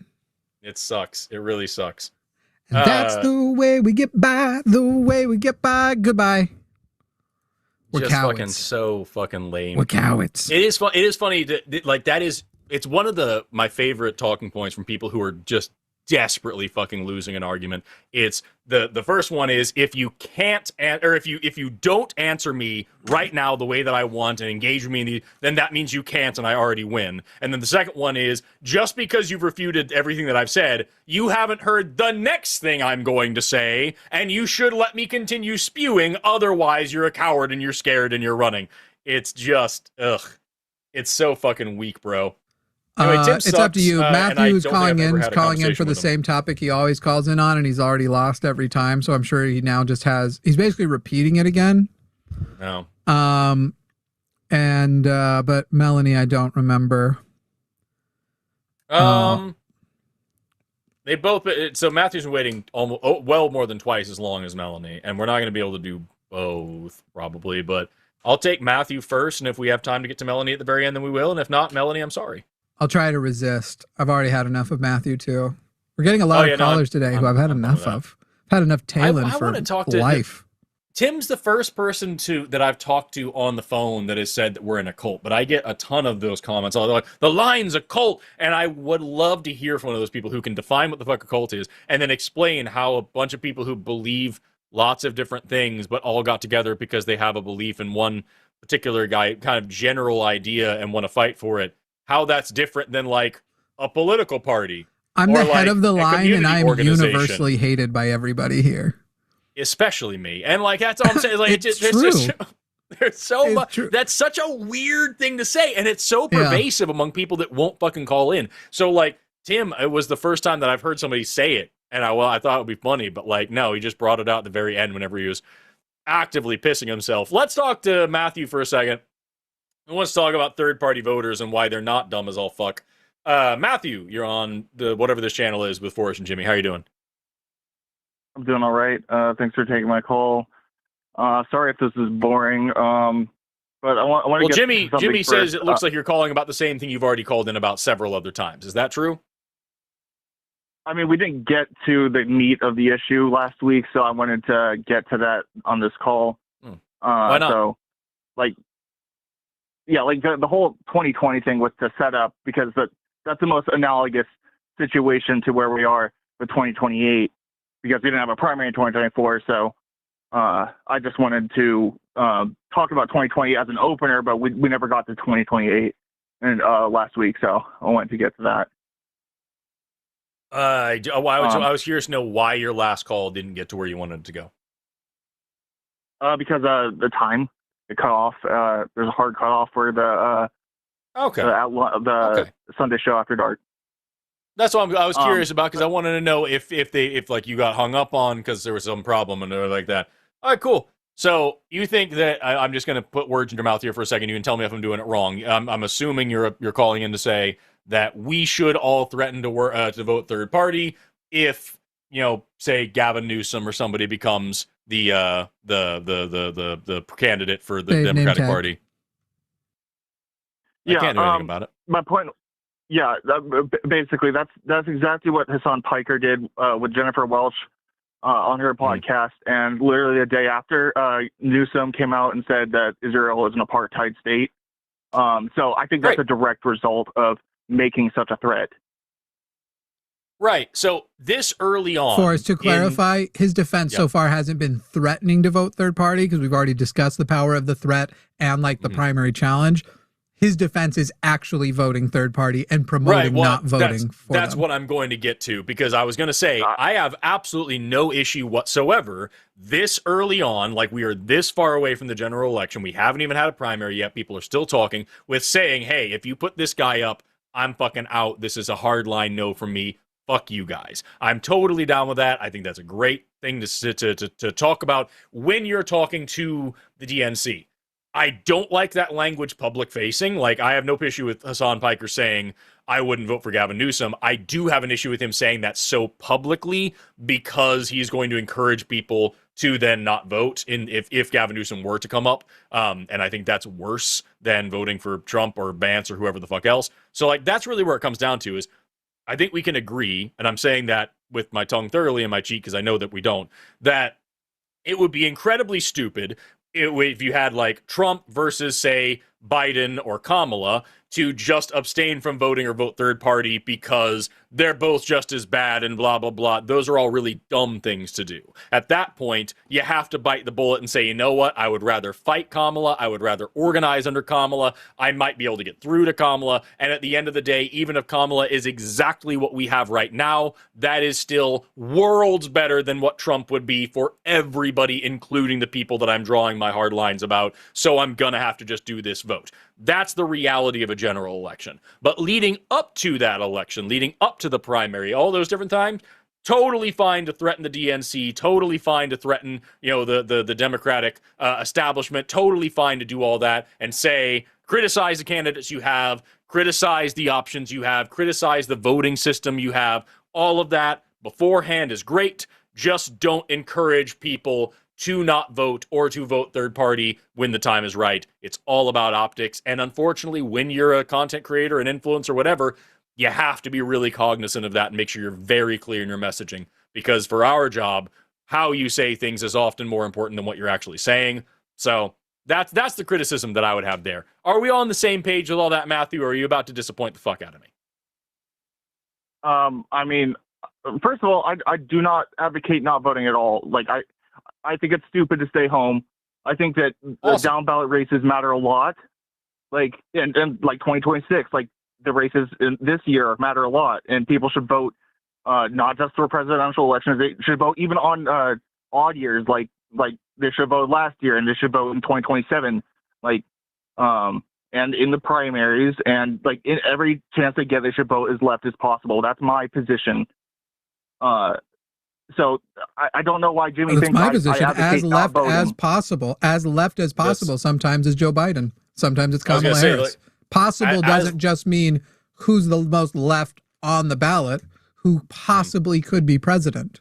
That's what I was going to say. As left as is possible to win, I think is the caveat when we're talking about elections. If we're talking about individual policies, as left as possible, fuck yeah. If we're talking about an election, as left as is possible to win the election is really the biggest thing. Is if you're voting for Jill Stein, you're voting for far more left rhetoric, but you're voting for a fucking grifter who is never going to win an election, knows they're never going to win an election, and never does anything to benefit literally anybody, isn't currently out fighting and protesting ICE, isn't currently trying to sail a flotilla to Gaza, isn't doing any of that shit. She just crawls out of her fucking hole every 4 years to soak in a bunch of donation money and then go away again. And so, like, at the end of the day, man, as left as is possible to win, I'm into it. And unfortunately, that's usually the Democratic ticket. Okay, before, like, I just want to ignore Stein for now. I want to ignore. You should ignore Stein all the time, just as Stein ignores America for 3 out of 4 years. All right, but no, I'm gonna go back to the point you said with Hassan not saying that, like, he should have kept that to himself. I completely disagree. I think I didn't say he should have kept it to himself. I said he should have worded it better. I think he worded it perfectly. I thought it showed a lot of courage, because if he didn't, like, he got the shit libs into a shit storm over it, and that's what caused Newsom to finally say, like, no, okay, Matthew, that's what you proposed caused Newsom to do that. That's what you proposed caused it. The next day actually almost guarantees that wasn't what caused it. Okay, then what do you think? He just came to the conclusion on his own, like, he didn't get a bunch of calls. Do you hear, like, Matthew, saying, how hey, you're trying to now resort to, okay, so you just think that it just happened arbitrary, blah, blah, blah, when what I just said was the opposite. The fact that it was the next day makes it almost guaranteed that this was not a thing that they just thought of overnight. If you don't think that the political machine behind Gavin Newsom isn't a very smart one, I don't know what to, at best you could say the timing of when he was going to say it may have been influenced by it, but that he just changed his mind because or wanted to become politically active on it, as though that would even be consistent with the rest of his messaging and the shit he's been doing. Gavin Newsom is also going to do Hassan's podcast. That might be the thing. And all I wanted Hassan to do differently, if I was picking, would for him to say, I would have to have a very serious, if he's the nominee, I would have to think very seriously about whether or not I was going to vote for him at all. And basically put the threat out there, puts the threat out. But instead, he's already said he's abstaining. Now there are going to be the people who, Matthew, you sometimes come off as, who are the like, nope, you said this was the line. And so now if you backtrack on that, if after talking to Gavin or Gavin changes, you go back. We saw a shit ton of people do this to Bernie when Bernie endorsed Hillary. They'll burn Hassan at the stake too. I think he should have been more responsible with what he said. I'm glad that Hassan is going to get to have Gavin Newsom on his show and all that shit. I don't know the things that you are claiming, which is what you did with your first call. You seem to think you know why Kamala Harris lost, and yet all you know is that she did lose. You don't know that the alternative strategies that you think would have worked, and I don't have good reason to believe they would have. And I hope when Gavin Newsom does go on Hassan's show, that Hassan grills him on why he platforms people like fucking Ben Shapiro and shit, and why he entertains so many anti-trans and anti-disability, like, fucking talking points and institutions, why he's such a fucking corporate Democrat. Like, there's a lot of things to criticize the dude over that should be done publicly, and that conversation can then steer the rest of the Democratic Party to say, Hassan flubs on trans issues, though. He probably shouldn't go too near it. I don't know. I don't know him too well. I just know this a little bit of this institution. he's not a transphobe. He just does not know how to articulate the trans stuff at all well. Okay. Yeah, I don't know too much about him. I have no ill will against the guy. I'm just saying, as a creator looking at the situation, this is, and as somebody who's much less famous and doesn't have as much, stress, who knows? But like, I think there's a lot of valid criticism here for him, that there's valid criticism that he should then levy against Gavin Newsom in order to steer left-wing politics, as the DNC sees, okay, this guy that we thought was our big charismatic hotshot is getting grilled in these ways, and this is what young people are actually wanting now. This major influencer that a lot of young people look up to is saying these things. We should now advocate for and fight for and press for this kind of rhetoric instead. I've got to go do the Sunday show after dark, and I'm going to leave now. But Jimmy, yeah, I've got a funny. There's a fun dude in chat trolling. Oh, I've seen him. Yeah. He's fun. I think he's devastated that no matter how many muscles he ever gets, no matter how hard he works out, I will always look down at him because he's clearly a foot shorter than me. I just don't care. You can always tell. These people would have their own faces on if they were the gigachads they're pretending to be. The reason his face isn't in his profile photo is he's hideous and he's 5'3" and losing his hair. Anyway, Matthew, Forrest is leaving, and I don't. Things going on. I don't. No, we're at 7:00, Matthew. You call back if you want another time, but you haven't introduced anything new. Before Forrest goes, you're using the wrong pronouns on your outros. You say even the ones who, you say even the ones that suck. It's even the ones who suck at your outros, Forrest. So use who instead of that, please. It bugs me. Am I getting fucking grammar policed right now? Yeah. Hey, Matthew. I just before now found you mildly annoying. Shut the actual fuck up and eat I'm gonna my say ass. that it's ass every flavored. time. Jesus Christ! Don't say that. I'm going away now. Bye. I bet that person says all of a sudden all the time. Thanks so much for the callers, even the ones that sucked, like fucking that last guy. Why can't callers be a that? Get woke. In this America. Okay, go watch The Line with Forrest and somebody else. Do we know who he's on with over there? Baby. Owen, I think. Cool. And this was the show. And this was the show because I'm bi. And I guess that I sound Jewish because I'm bi. And I am bi. Then that I'm bi with the way we get by. And I am bi. Just glitching. That'll be my favorite call.